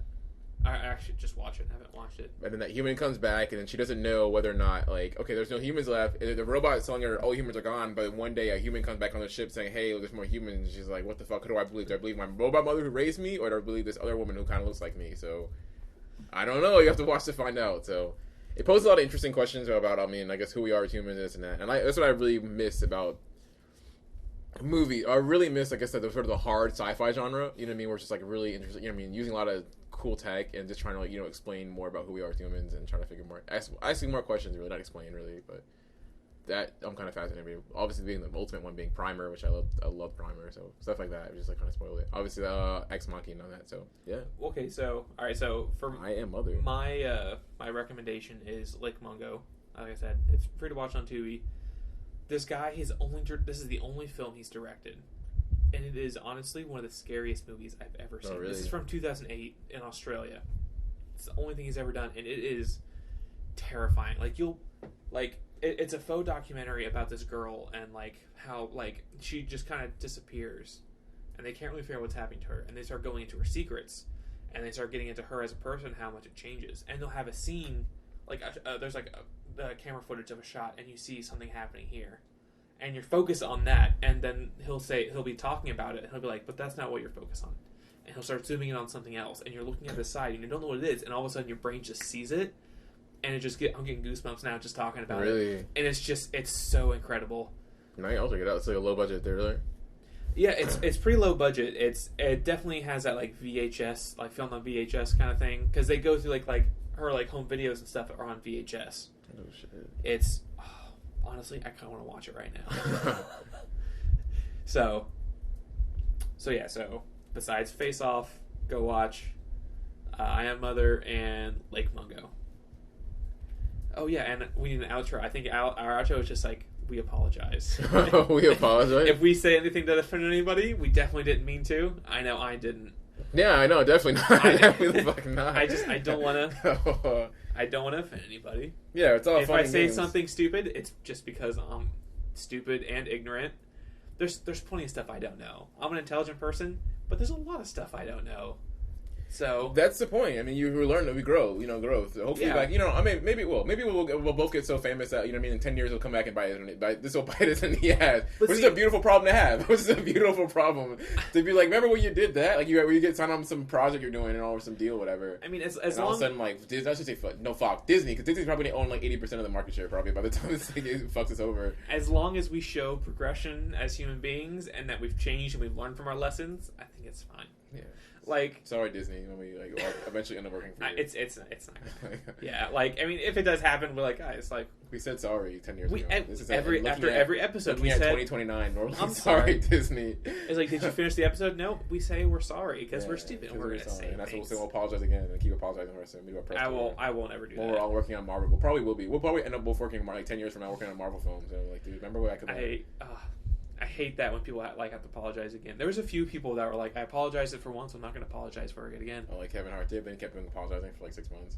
Yeah, it's just like, because then I don't want to like it's kind of like, not I want to say like it's a sign of weakness, but once you start, you can't stop because people are going to keep hammering you. Because even people are like, oh, like cancel culture, like that person needs to end. Like right now, I just saw that like there's, I think the show in, I think it was like either Sweden or Finland, and they have celebrities like dress up as musicians and then they sing their songs, but it's not just dress up as them. Prosthetics, skin paint. Oh, here we go. So this girl like so we're going. she I don't even want to. I guess it's technically blackface. Like she had a ton of prosthetics, and then they like painted like brown skin tone over it, and she's singing the song, and I was like, that's pretty not good.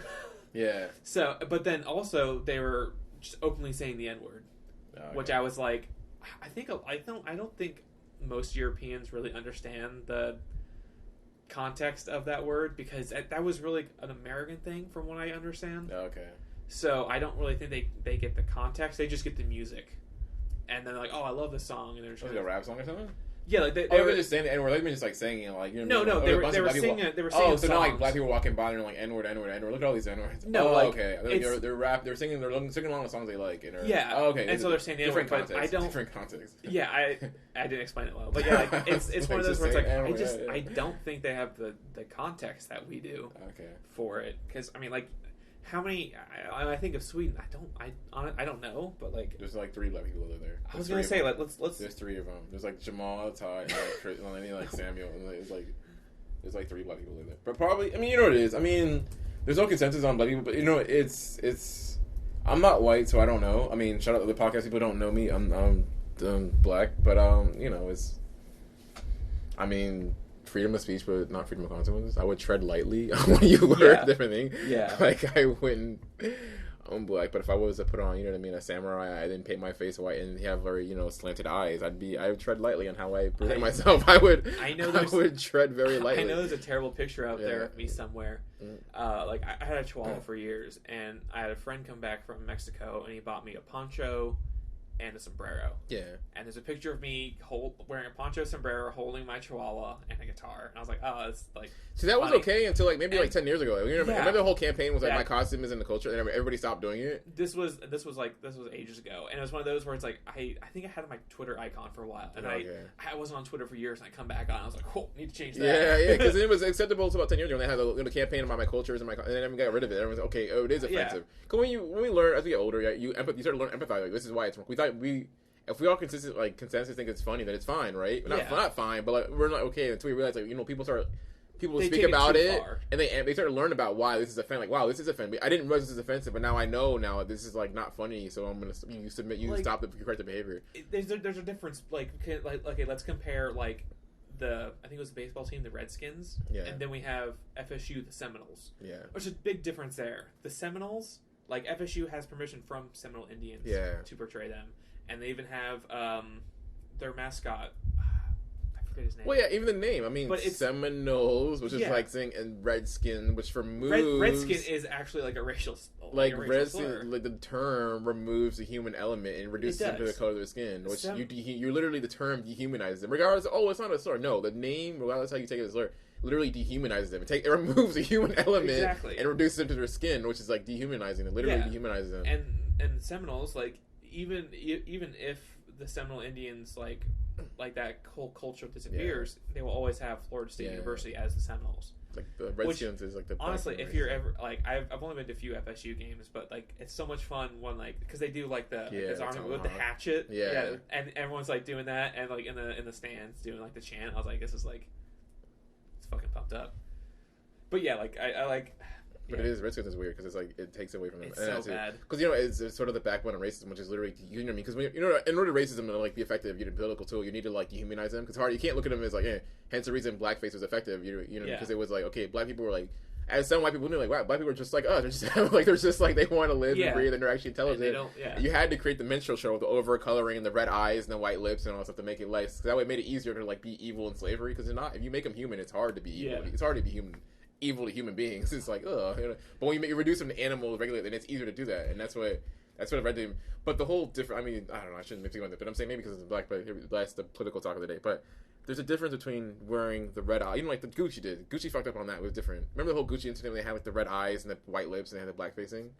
Yeah, that's That's menstrual show, which is literally intentionally thing to make fun of and dehumanize African Americans. Yeah. There's a difference between, like, wearing prosthetics and wearing black makeup and dressing up like Kanye. Yeah. Not saying that is so okay, but a lot of times people do that and have the best intention. If you're but people do that still. Like, look at me, I'm Kanye, and look at me, I got my 5 baby mamas, and you know what I mean? Like, you're making fun of Kanye. If you're going to do, like, the prosthetics to be like, if you're going to do undercover boss, and you're like, you know what? Make me a different gender, also a different race. Like, no one's going to fuck it. If it's undercover reasons, that's different. Yeah. But if you're going to do that just so you can sing this song, and it's like, It's not inherently wrong. It's just I don't know. I'm not white, but I would like not even it is. It's just the context has to be so like crystal clear that you leave yourself wide open to interpretation, especially in this era. Yeah. That I'm not white. I just wouldn't do that. Yeah. It's not wrong. I'm like, if I like a lot of the black people I know wouldn't be like, oh man, someone were like dress up as their favorite character from a show like that. Like you train your thing like the black kids, you dress up, you put it on black makeup, you dress up as that kid. No, most black people I know wouldn't be like, oh man, that's offensive. We're like, okay, that's cool. But if he's going around like saying like grossly stereotypical blatantly about black, and then it's like then that's wrong. But if it's a photo and they're like racist and they're like it's harder to fit, you know what I mean? Like I would assume as a white person it'd be hard to be like, well, like not what I meant was everyone's like and your company like just be on the safe side and just fire this person. Like have you? It's hard to really. I assume you don't watch Scrubs, right? Yeah, I've seen the whole series. All right, you remember the episode where JD and Turk are going to a Halloween party? Yeah, and JD's in blackface and Turk's in whiteface. And JD's like, "You see this cool?" And Turk's like, "Oh yeah, it's fine." He's like, "Oh man, look at that!" And he walks away, and the guys open the door, and he's just standing there with blackface, and they're just like. Oh, and they just beat his ass. That sort of distinctly shows the context. Yeah, I mean, it's context does matter. I mean, like, still, like, I wouldn't want to be a white person. Why leave myself wide open to that sort of life? No, and like, thank God I grew up in an era where like the stuff I didn't get recorded. Like, I'm almost certain I've never used the N-word in an aggressive way, or actually at all. I think a few times when I got really into some like Gambino songs, I'm working out, like I'll be like, damn it, I said it, because like if I get into it, I'm working out and I'm like getting pumped, and I'm like, damn it. Yeah, and most of people, So we won't get upset about it. I mean, I'm gonna say, I'm not the authority on black people. Like, one black man's opinion does not represent 40 million people. Exactly. But it's a very specific context. I've been in a situation where people, like, in college, where, like, they're going around saying it, you know, like, being edgelord shit, or they're, like, saying, oh, I'm gonna make a song. Like, no, like, you're trying to incite something from me, and you're abusing that. You're being too sensitive. I was just singing the song. I love that like, song. What song were you singing? I don't know, like, the end of the, like, you know, it's just so... I don't know. I'm not white, but I would maybe I would try my best. Just to, try better, or try harder. Do what you want, but you know what I mean. Freedom of speech, not freedom of consequences. You gotta, you have to provide the context of what you know what I mean. Like, if you want to put yourself out in that space. Now, could you replace the N word with something else? And you saying like vampire, like no, like the tie-in of Gambino said. Remember when I was the N word? I kept saying vampire. Remember his bit? Yeah, weirdo. Like, what if you replaced? I was saying, like, what other word? Like, maybe ninny, because ninny is kind of like, if I remember correctly, that's what like you call someone who's like a wuss. So, a foolish person. Like, it fits, but then I'm like, in context, if I'm singing a song and I replace the N word with ninny, I was like, that doesn't really help. No, that doesn't. Even if you replace the word, it's still because it's like I'm just there. Like, because ninny sounds kind of like pickaninny, which is like also a racial slur, which sounds like. This is why you're here to help me with. Again, I'm sorry. Pickaninnies. I don't know these things. That's what I heard for pickaninny, because I had a coworker years ago that too, and he would say he had a slang term for black people came like years and years ago back when I was in high school. So I don't know. It's just hard. It's hard out here being white. It's hard being white, man. So at the end of the day, it is hard out here being white. I won't say it's difficult. I really gotta watch what you say. Like, well, you do too, but it's different. It's different when you have to race to get to the edge. I don't know. It's just. I think a lot of people are ready to like point the finger and be like racist, but it's like everybody's racist. It's just probably better to, you know what I mean? Think about read the room, like a comedian. I mean, like, the whole thing about comedians, like, comedian can be fun. You can be doing what the fuck you want. Like, read the room. If you gotta read the room. Don't be a fucking comedian. Like, don't be a comedian. Yeah. That's how their job. It's like there's people in every like race of every skin color that are racist in some way. Like, that's just kind of how it is. You know, I mean, there's that too. And like Louis C.K. recently that video came out where he's like saying the N-word very aggressively around, like, you know, Chris Rock, but him and Chris Rock are friends. And they have that context in that room, and then they have that sort of comedian kind of banter. But I don't know. Yeah, I personally always steer away from it, even like jokingly. I don't even go that way as jokes. Like, it doesn't offend me people do it. It's hard for me, maybe because I'm not really articulate enough to really be like, look, here's a context. And people are like, fuck their context. Like you said that, you know what I mean? I don't want to have to be on that, you know what I mean? Like, yeah. Because I already said enough offensive shit where it's like, I can defend my... People are like, maybe you are being too sensitive, but the race one is like, nah, you know what I mean? It's almost going to fall. Like, you have the option is like, I can be offended because you said something racist, but you miss it, you know what I mean? Like, yeah. Even if your intentions weren't that, you know? It's hard to defend it. Yeah, it's so hard, like, especially like right now, like, I mean, we're making a podcast, like, we're putting ourselves out there. Yeah. We're already going to get blasted for this episode for one reason or another. I'm sure I said something I wasn't paying attention to. It's art, though. Like, you're too, if you're into art, you leave yourself wide open to, like, I mean, being offensive. Unless you're making, like, fluffy, you know, you're trying to do, like, some Disney stuff where it's very, you know, like, PG stuff. Yeah, I can take criticism. Like, all through art school, what you do is you take don't criticism. You don't want to be canceled. Yeah, I don't want to I can take criticism. Scary. Cancel culture is scary. You know what I mean? People can tell me I suck. Like, you fucking suck. Like, come to your show and pay your ticket. Like, that's fine. You come to my show, buy a ticket and say I suck. I will happily come and actively defend that. Like, buy the ticket and, like, rip it in half. And then, like, fuck you, and buy my CD and roll it. Like, back in the 90s, they'd run over steamroll CDs after they bought them or something. I'm open to that. That's cool, man. That's cool. They buy, like, people that buy, like, an iPad to smash it right there. Yeah, I'm like, cool. That was, like, $500 you just wasted. You made a point, though. I mean, you did make that point, and then you probably did open it. Like, man, people are so angry at me, they're buying, you know, my shit to fuck it up. Like, maybe I should, like, look at the situation differently. As an artist, you would. Like, maybe I can look at it. I mean, thanks for, you know, I'm still doing my thing and supporting me, but, you know. I mean, publicity is publicity. Yeah. It's like... But as an artist, you should kind of look at it, you know, as you said before, look at it like, maybe I should do things, you know, look at the situation with criticism and, like, look at it differently instead of just... Well, I mean, that's... And I had, like, again, like, I can totally be on blast for, like, because the character, the story I was telling you about earlier, that main character, I want to have him be African American. Okay. Just, I mean, honestly, because, like your heritage, like, your parents were, like, were British. Well, my family's European. Yeah, and then you're like European, Caribbean, and maybe you're like first generation American within your family. I really I thought that was a really cool, interesting way, like one to connect that character to Britain in general, but also just have him be like first generation. His parents don't understand like living in America in his age as like a teenager or as like a young adult.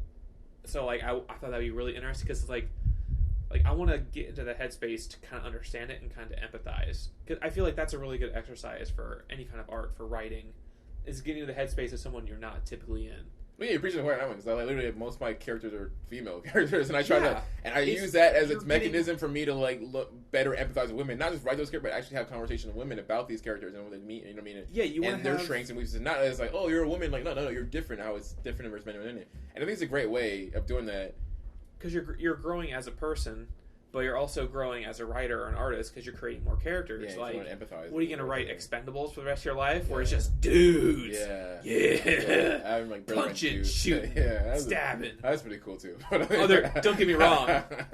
Like, but diversity in art, getting a little buzzed and like eating pizza, watching the Expendables, like just watching a bunch of old dudes fight. Yeah, second the first one was okay. That's like second one more because it was like more to the point. I remember seeing Jet Li. One of the main ones get off like the first couple minutes, and all of a sudden, like, you know what we're gonna do? We're gonna find him. We're gonna track him down, find him, kill him. Like that's the movie. We're gonna kill him. Yeah, like, that's like the first 2 minutes of the movie, but that's it. We're ready to go. But I get what you're saying. There it is. But again, as an artist, you have to walk that line. That's what you think. That's what art. You have to be. I always believe art is at the front lines of like, you know what I mean, like innovation and consciousness and trying to like, you know, like. Getting the world to empathize more and be more compassionate, and you have to think. And you know what I mean. When you're doing those kind of stories, like you are doing. You're gonna, if you do, hopefully you will get better because I think to push the envelope and get. You have to take those arrows. It's like being the Indian. You have to go out there and be the cowboy. Well, like of course, but like you have to take those. Like, you have to learn from those, though. I'm saying when I'm writing this character, I'm definitely gonna refer to you to like I need some help. Like I don't understand because even another character in there is gonna be trans, so I'm gonna go to my friend who's trans. I'll be like, I'm writing this character, like inspired. I don't want to say inspired by them, but like kind of like. I guess inspired by them, and I want you to like look over this character and tell me what should change or like what aspect am I missing that is going to make this character more real and something that I can learn, and I guess teach other people through art. Yeah. So like that's what I want to do as an artist. I want to expand and try new things. I don't want to just.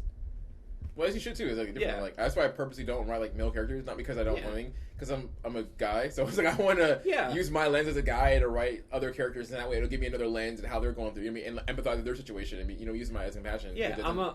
I feel like it'd be weird to like. I mean, not the thing is weird. That's why I don't typically write like like characters like black dudes. And that I feel like it'd be. I'm a cis white guy, so like I could easily write a white character, but I don't really want to because. There's been enough of that already. Like, I mean, that's guys. They're winning. You guys are winning. Yeah. I mean, not right now. It's being white isn't as cool as it was like 50 years ago. It's always cool to be white. It's always cool. I mean, maybe for other people, not for me. Aww. Trying to be like an ally with like the LGBT community. Like it's they don't give a shit what I have to say. I can't tell how many times I've been shot down. Have been like, I like want to be supportive. I'm like. Fuck you! You're not a part of this. I'm like, I want to help though. Yeah, as you should. I thought movements, especially like those kind of social movements, you need people who are outside those movements to help you grow the movement. Yeah, I mean, if not, it becomes the echo chamber, and it's like it sounds weird, but you need outsiders. You need.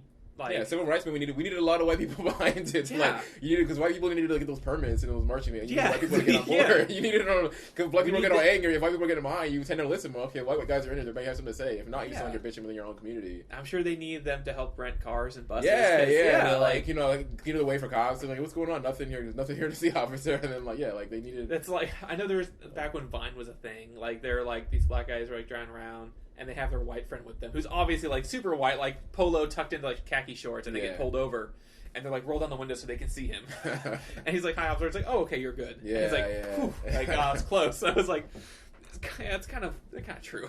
You need allies, there's both. On both sides.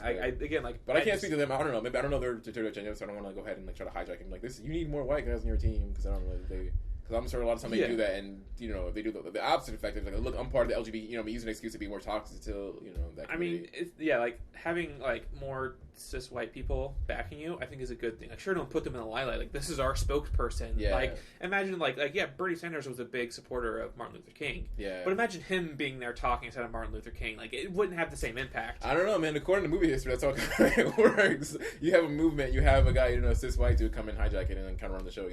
Did he do that? No, I mean that's pretty much the history of like Western. Oh, okay. I'm saying pretty much think of any like civil rights or any type of movement or like it's usually that what I mean, like they're running the show and all of a sudden like some the white savior comes in and makes everything right. I mean the literal white knight literally comes in and is like, you need to listen to these people and like what? And you're like, oh man, like John Smith is coming to talk. And it's like, now I'll perk her ears up and like, dude, you know what I mean? Like, dude, I did like 99% of the work. Yeah, like, he's white. Let's listen to him. He did all in every class with the white dude, and he brings his black. No, you know what? He did some work. And they bring their black friend up on stage too, and they're like clapping. The whole I have a black friend. Yeah. Like, look at my black friend. Like pass all the pamphlets out, did all the work. And he like signed. He's like, hey man, sign this sign this permit for me. He's like, oh, but it has his name on it. Like, and he gets a treat named after him, whatever. Like the white dude does for being an ally in the black community. Like, you just signed the permit, it got on, the thing. Like, you did, but like, come on. But yeah, so I don't know. This is cool. This is a cool like turn of events. I mean, we ended like 15 minutes ago when we talked about racial stuff and politics. This is gonna be a wild podcast. So the podcast will mostly be about Nicolas Cage, but I guess we'll go into really will be tangents, bizarre tangents, which whatever. Cool. Maybe we should just do a separate one, just hold it and just have like a. It should be the anchor. It should be Nic Cage as the anchor, and then it just goes wherever the fuck we feel like going. Because like, fuck it, it's a podcast. We don't want to listen. Yeah, it's the podcast. I'm sure at some point. I feel like during Wicker Man, I'll probably go on some religious rant, probably about Joel Osteen, because I fucking hate that dude. Yeah. Shout out to Joel Osteen. Fuck that guy. Jesus wanted me to have a private jet. Go fuck yourself. Yeah, I love that rant. Oh my god, That is like some Gordon Gekko shit, like the whole greed is good thing.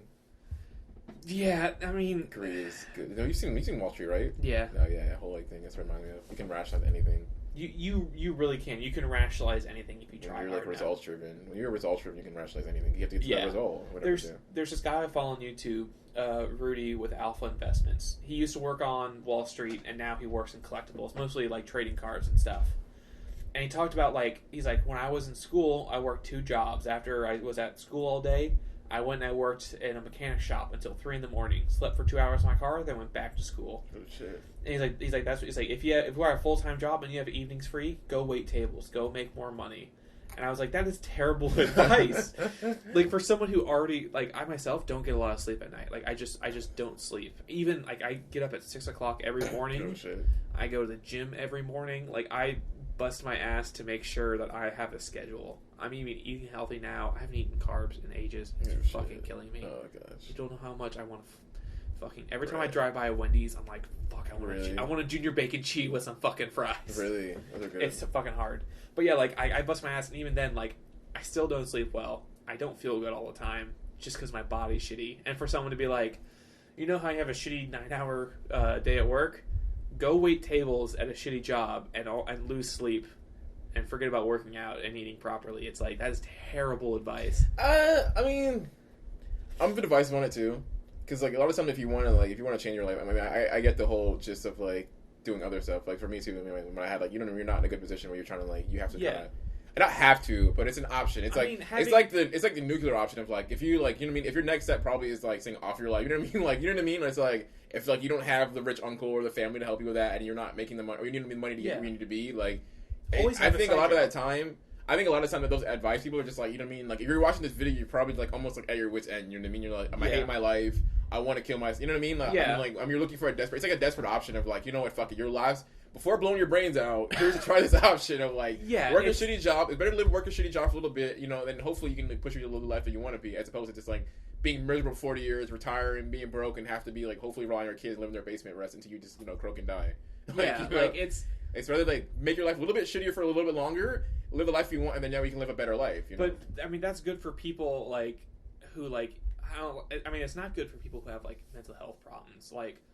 I mean, again, I worked a shitty job for a long time. It was 9 years, and it got worse and worse. And to the point where, when I got my new job, I was still working both jobs. I was working, 50-hour weeks. I had 1 day off.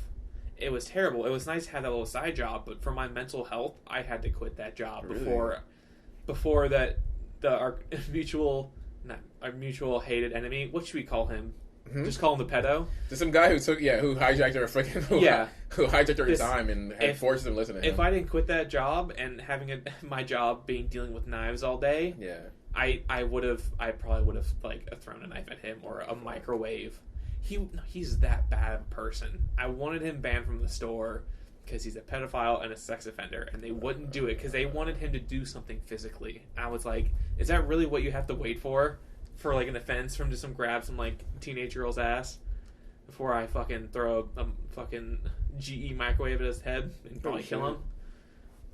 But I don't know. Maybe other stuff too. Other alternatives. Sorry. I hate that guy so much. I go off on a tangent every single time. Like I do odd jobs before. I mean, I'm sure. Like for example, for you, I don't know. Like this is going on a really short tangent on the podcast. I don't know. It's fine. Keep it going. We'll keep going. Like for example, for you, like you can always do arbitrage, like flipping. Like extensive knowledge about like you know what I mean, like collectibles and stuff. Now, like you could use that knowledge for you. Like I'm saying, this isn't me just knowing you or something you can make a lot of money. I'm not some scam shit, right? This is something you could make a lot of money doing. Is like you could flip shit. Like you'd have so much knowledge. Like you can make so much money. Cause I know you knew extensive knowledge on just like art and like your collectibles. You would make bank. Like if you know what I mean. Like if you mentioned if you spent like a couple hours, you know what I mean, just on that. You know what I mean. Not like I'm not casually doing it, but if you just spent like maybe like I'd say like 5 hours a week. I mean a month. I mean. Just really just like spend that time. Just do some research. If you did that, you'd make like you could easily clear $1,000 a month. Especially like trading. You know cards. so much about that shit. You know what I mean? Like you would make so much money. Just you know what I mean? You could go to like garage show. You know garage shows, Goodwills, all like just 5 hours a month. That's it. It's not even that. Just take like 1 weekend or real estate. You know what I mean? You do in the morning. You would make bank like or estate sales and stuff. You would make so much money. Just like I mean I've done that. I got a Dreamcast from a garage sale for $5. Or estate sales, especially on the other side of town. Like you know what I mean? I don't localize the podcast. You know what I mean? I'll say other side of town because I don't want to be like you know on the 4th Street and Park Avenue. Like you know what I mean? Like what I'm saying, like the whole idea of like you'd make bank off of that. You wouldn't have to work another job too. It's honestly like I even over the weekend I was having some money problems, so I went through some Pokemon cards, sold some cards, got enough for some groceries. And that's what I do. Like dude, like estate sales are perfect. You know, that sword, that sword on the wall, that plastic Adventure Time sword. Yeah, paid $15 for that on sale. It's worth like $60 now. Oh shit! Yeah. Yeah, like that's if I ever need money, I'll throw that up on eBay for like that. Your art, or you flip it on Etsy. You have so much opportunities. I actually, like people really like your art. You'd have a following if you post it on too. I'm saying like I know I need to get back into that. I don't know. Me like looking at I don't know. I technically guess I'm a business owner. I guess I have to. I mean, and we're going to kind of social media marketing. Like if I was like in partner with you, like dude, you were leaving.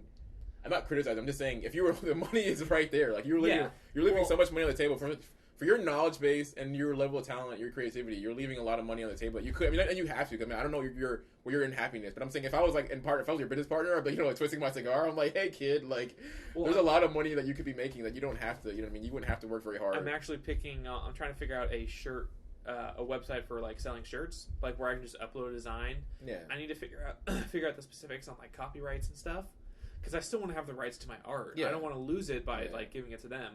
But I've also got other ideas, like, just like funny random things, like, I don't know, like, I can't think of it off the top of my head, like... Well, I mean, even the fact that you've been, like, doing, like, for example, this podcast is a great way to, like, tie it into your branding. Nic Cage Pod, I'll do your some... best thing. Yeah, I'll do your best thing is your branding. Like, like, Austin Diebel stuff. Anything that you're tied to, like, the fact that you have, like, you have your Instagram, you're gonna have your podcast, you're gonna have, whatever, post random shit, like, on the fucking, your Twitter, whatever other thing. The fact that it all tie back into, you know what I mean, like, your thing. Because someone might, like, listen to your Nick, but, we'll just, like, search it. You know what I mean? Like, rather than, like, being like, hey, buy my art. And be like, oh, your art's pretty cool, but you're trying to push it down my throat. But they'll stumble on this Nic Cage podcast, and that's really cool. What else does he do? Google your name, and like, oh, shit, he makes dope art. I'm gonna buy his shit. And also, he has an Etsy page. Or, oh, shit, he has shit on eBay. Who fucking cares? Like, it's like so... It's just a lot of money on the table. I want to say simple because I don't know where you. I don't want to tell you what to do. You know what I mean? Like, this is what you should do with your life. I don't know where you're going, but I mean, as far as like if you're trying to make a little bit more money a month, I'm like, it's all right here. This is like a great. The problem is I rotate with what I'm doing. Like I'll rotate between like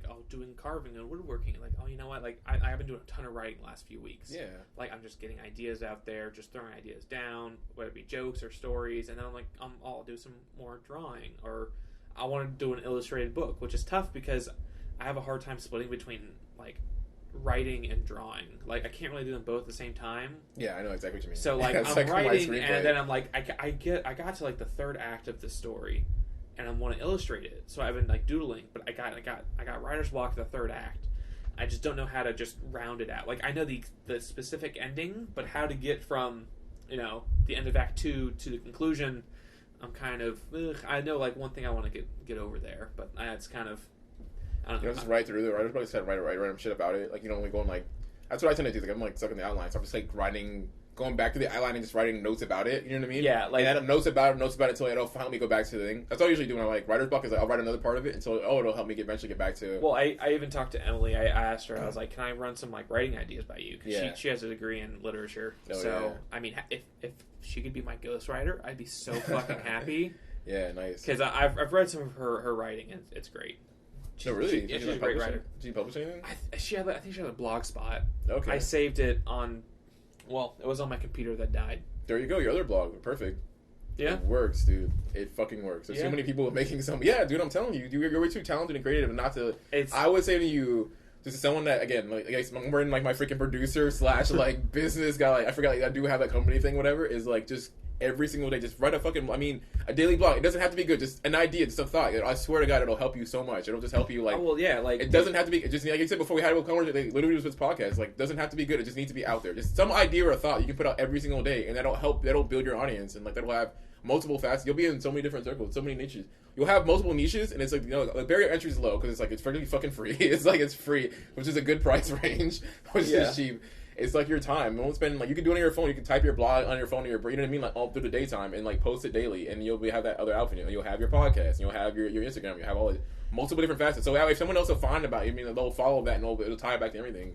That's the best thing in the world. Honestly, if you took a look at my blogs aren't. What I thought too, blogs are nowhere near dead. Like people thought they were. People I'm like researching. Oh no, people are still making like bank of their blogs. Like Mark still has a movie blog. He was doing that when we were in college. Oh shit, yeah. And he's still like I think it's Word. He has WordPress, and people still use WordPress. Yeah, it's still like blogging ain't dead. So I'm like I don't know. I'm in like my writer's block. I'll write back and forth, and I'm going back into seeing like even because I spend way too much. I'm like obsessed with like.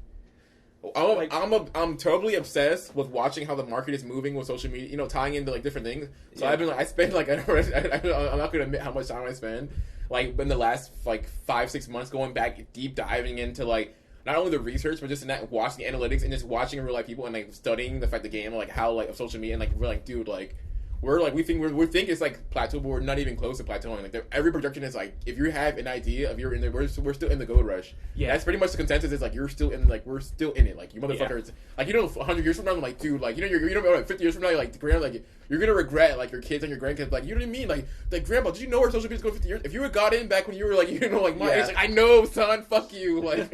Like, it's still, like, the golden age. Like, every projection, every major company is like, dude, like, get in there now. Because it's still getting, like, it's amazing how, like, it's still going to keep going and going. We think, oh, yeah, it's too late because, like, we missed the first 2 waves of, like, still, like, good, like, YouTube. And everyone's like, motherfucker, no, dude. Like, it is going. It's just the tip of the iceberg. I mean, that's the good thing about podcasts. It's the tip of the iceberg. It's easy to record. It's going to be probably not great at first. It doesn't but matter. you throw it up on YouTube, it gets out there. We both have friends in different productions and stuff. I mean, I'm going to fucking blast it to everybody. Except for my parents.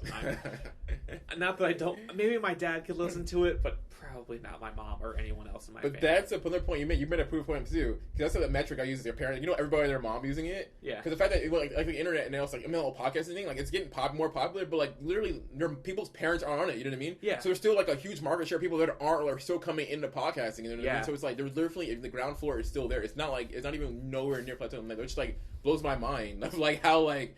The possibilities are like not even financially, just like even have the most niche shit people will fucking hover to. You make so much money. Like it's not even like we're nowhere near like the crest. Like it's going to continue to go up. Near even you look at YouTube and all the problems they're having. Nowhere near the adpocalypse and like look at PewDiePie. Like that guy has censored and handicapped himself so much, but to the point it completely like directed his content in a different way and made him even bigger. Yeah.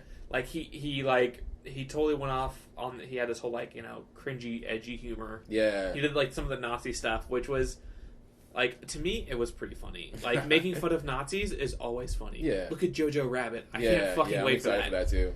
You can always make fun of Nazis because fuck them. They're Nazis. Yeah, of course. So like, and he was making fun of it, and he got shit because they were calling him like a Nazi. The N-word aside, he dropped the N-word. That's good. That was bad. That's always a good thing. Oh no, I mean drop using it. Oh, you can't. Oh yeah. You shouldn't. Yeah. No. He was playing a game too, and he even said "you stupid N-word," and I was like, that wasn't just like I was singing a song. That was like aggressively towards someone. This is how I talk because I'm casually racist. Yeah. Yeah. No, but ever since then he's like totally neutered his content, and he doesn't even like curse. Like he says like frick and stuff, and like it's. You can grow. You can evolve. You have to be imperfect allies. He hit 100 million subscribers. He did. He did 100 million. I thought it was like 20 million. That was way off, dude. When the whole T series versus PewDiePie thing. Yeah, which only drove it more. Which is a genius marketing idea. Yeah, and that really bumped him up, and then it kind of just kept going. And it was even like I think it was like when he got married, like his wedding day, like he hit 100 mil. So it was like that's freaking crazy. Yeah, like good for him. Like he's gonna do that for ages, and he has like a clothing line. Yeah, and it's expensive, and he has that stupid fucking chair. And is that like he has this like gamer chair? It's like $400. Really? And it's like it's the PewDiePie chair, and it's one of those where it's designed in a way where you can recline like completely horizontal to the ground. He's like, that's cool, but can you do this? And he just flings back in his chair and lays down. And he did that shit for like a fucking year. Really? And it was, I don't know why, I think it was one of those things where it's like it's dumb, but once it repeats enough, then it's fucking funny. Oh shit! It's one of those situations. But yeah, like again, like that's why I want to start this podcast. Yeah, I want to get out there. Even like if we want to do another one, if we want to do like this will be like maybe like a filmography of series. Okay, yeah. So we're gonna do like Nic Cage. We'll go through like his production, directing, and his acting. We go to another actor. Like I want to do one on Jackie Chan. Oh yeah, nice. Because I grew up on Jackie Chan. Jackie Chan Adventure, Shanghai Noon, Shanghai Nights, Rush Hour. I grew up on Jackie Chan, but as of late, with everything with China, he's been backing China because propaganda. You get a lot of money. Yeah, there's over a billion people there. There's a lot of there's a lot of fucking money there, especially in the film industry. And I mean, like he had that propaganda kung fu yoga. That's true, because like money too, but probably because it's his own country too. He probably didn't want to go over there and like be like this bitch, you know. You want to come over here and like build up your own country. Yeah, he came over here and he did a ton of stuff, and he went back there, and now he's doing directing, and he did some good stuff. I can't remember the one I'm thinking of. I can't remember the name of it right off the top of my head. But yeah, I would love to talk about him because I really like his older stuff where he's like almost dying, and then like the 90s and the 2000s when he's kind of like mellowing out and doing American stuff, and then today where he's doing very dramas and stuff. Dramas, but also police story. Like, he's doing directing and all that stuff. And propaganda shit. Yeah, he directed and acted the last one. Yeah, like I can't really think of many other actors like multifaceted. I mean, we could do a really quick one on like Donald Glover. Oh, Stallone. He's kind of like that too. Stallone. Yeah, he writes, directs, and everything. Like starred in movies. He directed the Rocky movie, I believe. Yeah. Oh, the one with Milo Ventimiglia. The first one, I think. He directed I actually don't know. The first Rocky or like the recent reboot? If I'm not crazy mistaken, he directed the first. He don't know. He's always a director. He directed a lot of movies. I mean, I'm pretty sure he directed the first one. That'd be fun because I have not seen many Stallone. That's why he like blew up. That's why he kind of blew up because in fact he wrote. No one else back. He believed in himself. He wrote, directed, and produced the movies. He's right. He was kind of like that. He's the only like major American I can think of it was like that. He was kind of like that particular, in that space. He was like in a major space, writing, directing, and producing all his own shit. That's why he became the awkward guy because he was doing all his own shit. I mean, again, we should definitely sit down and figure out who we want to talk about. Yeah. Because I mean, one, just to get me to see more movies. Like I slack on movies. Like, that's one thing I really like about this is having a schedule. Without school and not having a schedule and not reasons to see movies, I am totally off. And it helps everybody because it's good to like have when you're especially creating to like have for like different multiple shit. Yeah. You know what I mean? For me too, when I that's what kind of like meant too is like.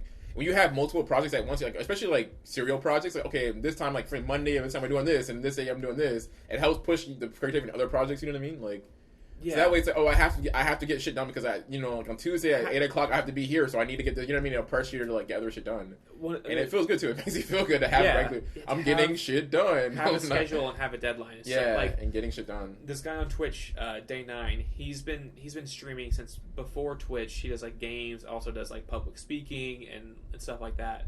And every once in a while he'll have something called I think it's called Day Nights, where he does 30-day projects, and he gets all of his viewers to give yourself a 30-day project. Oh, nice! It can be a product, it can be writing, or it can be like going to the gym, eating correctly, exercising, something like that. That's really cool. And he even says, he's like, if you realize you bit off more than you can chew, scale back. If writing a whole story is too much, just do an outline. Oh shit! And even him, he was like, I'm going to the gym every single day. I messed up a few days, slept in, but no big deal. Keep on it. Like, see, that's dope. See, you said it right there. Too. One is it's like motivating your audience and like getting them to do something, and also like the fact that he's doing, you know what I mean? He's walking the walk. You know what I mean? Yeah, he's doing it. I think that's what's cool about brands. You know what I mean? Like, because you actually create art. You're not just talking. You're not bullshit. You're not like, oh, I have a film podcast. I'm actually about this shit. You know what I mean? Like, you're not like creating your own small community is. And then you're building your community, but also like you're walking the walk too. You're doing it with them. Yeah, like, you're shitting on other people. Like when we're shitting on the movie, but also you're making our own shit, so you can shit on our shit too. Yeah. You know, you're welcome to come shit on us. To go back to the first podcast I talked about, Unspoiled. Yeah, they do that. Natasha, she's a writer, and this podcasting thing is her job now. Like, she has a Okay. Patreon, she gets paid nice. for it, and she does like a dozen different podcasts. No shit. But she's also a writer, so like she like talks to like her little community. I don't think it's Discord, but like they talk and they keep each other writing and keep each other talking and stuff, and like that's awesome. And the community, it's such a small tight community. They don't have a lot of trolls. They don't have like assholes in their groups or anything. It's like Vimeo. Yeah, like that's what I kind of want. Like I want a small community where I can like talk to people, and I don't have someone like oh, fuck you, dude, fuck this, fuck that. I'm like, that's cool, but like I don't want to say like safe space, but I want a positive area. I think it will if you keep doing like niche stuff. You know what I mean? Yeah. Like this, like a podcast about this actor, this and that. You know. So, Yeah. I don't think, at least as far as I know, I don't think you want to stay in a popular mainstream realm unless No. it's advantageous in a certain way, like cha-ching, whatever. I don't think you're gonna be in a space where you're like, unless Disney's like, we want to sponsor you, but you have to review every single Marvel movie. Yeah. I will fucking do it. Yeah, that's I don't. That makes I sense. don't like, that makes sense. That's on brand Yeah. because that way you can do that and quit your day job, whatever. What the fuck else or whatever. I would love to get a sponsor, but So I that feel would be- like our first sponsors are gonna be like Home Depot. That's fucking awesome. I love Home Depot. They sell dope shit. I will totally shout out go- to Home Depot. We would gladly have you as sponsor. I would. I don't know. And this is the beginning of the end. Yeah, we'll have a special episode. But it's like this is a special episode, and these are movies that we watch that deal with Home Tools. Depot. Oh yeah. Well, because I think when they We get on watched- sponsorship, they want you to be on brand. Because Yeah. mostly they don't want you to you know what I mean. Because that's like I think. That's like another social media thing. It's like people want brand because nowadays in America we want like things that are on. You know what I mean? Like do your own shit. That's what I mean. Because now it's like companies are all scared because that's why all these companies are like thing because everybody's putting your own products. Like it's like the Austin Depot brand. Your brand is things that are authentic to you and what you like to do. So when sponsors on, you're like, hey, Home Depot sponsoring, but we're not going to do tool shit. So anyway, back to you know what I mean, like. You know what I mean? Killer Clowns, 3, whatever. This has nothing to do with tools anymore. Like, you know what I mean? Thank you for the money, but we're not going to do tool shit. And then you're on, and then people are going to be like, fuck yeah, I want to go buy a screw. You know what I mean? I want to go buy a power drill from Home Depot. Yeah. They're not spoiling my fucking show. You know what I mean? We can have. They're paying it so he can keep doing his shit, but I'll go buy. You know what I mean? So that's what people will like. You know what I mean? It's like authenticity is king. We'll have the Home Depot Home Improvement podcast. And we like it, and you know what I mean? Kind of like other brand, like 90% of podcasts, like you're on brand with shit that you like. You know what I mean? Because Home Depot's the shit. Like they have shit like cool. Like, I love it. Everybody's there really friendly. They're great there when I go there. We could do a podcast like, hey, we're gonna build this too. We're gonna build a birdhouse with all the stuff we bought at Home Depot. Yeah, I'll do that too. They pay me to. I definitely. Yeah, if the price is right, I'll definitely do like a Home Depot pod. I will totally. I'll totally do. Or just a podcast where you know what I mean? Somebody doesn't know what he's doing. Yeah, I don't know what I'm doing, but I'm gonna ask the home guy at Home Depot to help me. Like go in there blind. Yeah. And go in there blind. It'll be like the Dana Carvey show. Do you remember that? Every episode was a different sponsor. It's like it's the Mug Root Beer Dana Carvey show. And next week was like the Mountain Dew Dana Carvey show. It'll be like that. Oh yeah, kind of like so what's his name did it? Was Colbert used to do that? Remember in the show he had a sponsor? He had a whole really over the top with her. Yeah. That's and he sipped like a Mountain Dew, like whatever in the show over the top. Yeah. Yeah, I'd be like, he would tie into the pit. Let me take a quick drink refreshing, of my Mountain Dew, and he would always do the show. He was sipping on the show, yeah. My refreshing Sunny D. So refreshing. Anyway, back to the story. Yeah. Anyway, back to the slaughter of the Muslims in China. Yeah. Let's quick ad break.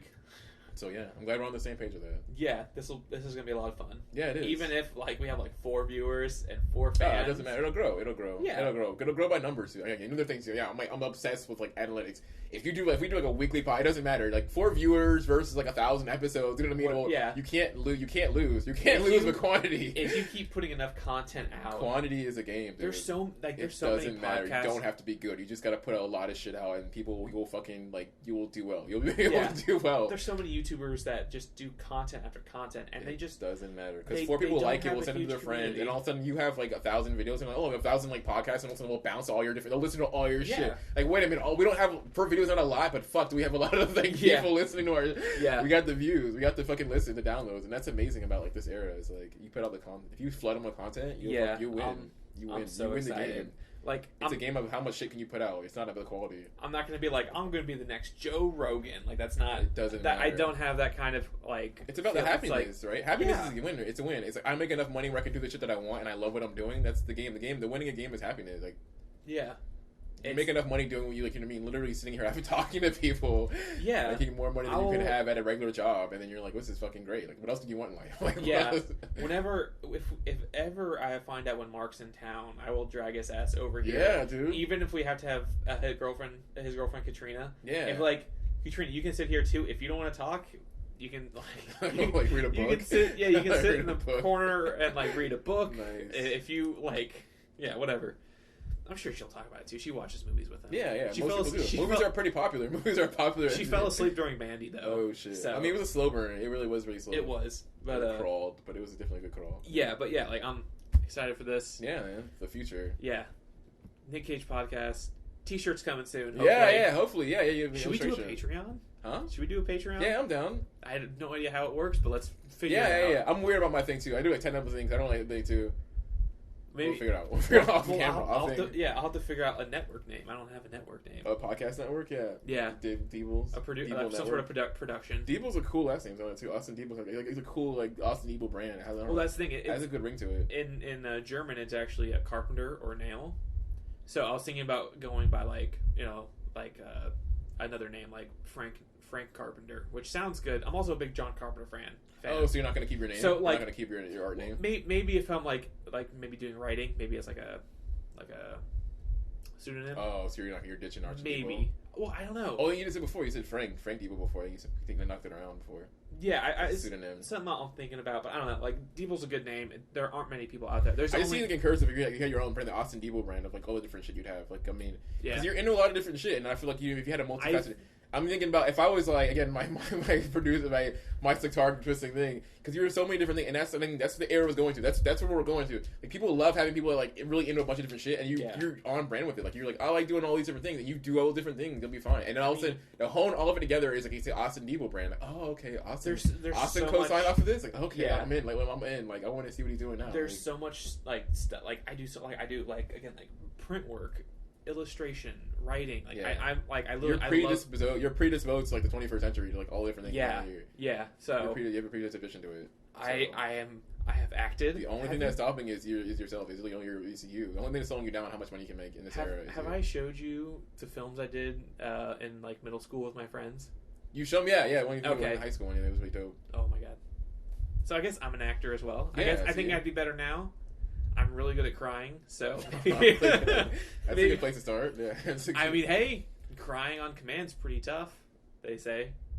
So I hate like when I'm watching a movie and like someone's like crying on command and you can tell they're just like staring into like a light and you're just like, come on, yeah, you cry like a bitch. Yeah, come on, you can cry better than that. All right, so yeah, we should probably cut this off. We stopped talking about Nicolas Cage like 30 minutes ago. Nice. Yeah. So. Well, signing off, I guess. Yeah, signing off. Again, we apologize if we offended anybody. Not our intent. Yeah, I think we added like an hour. So yeah, it's like it's like an epilogue of the prologue. Yeah, epilogue of the prologue.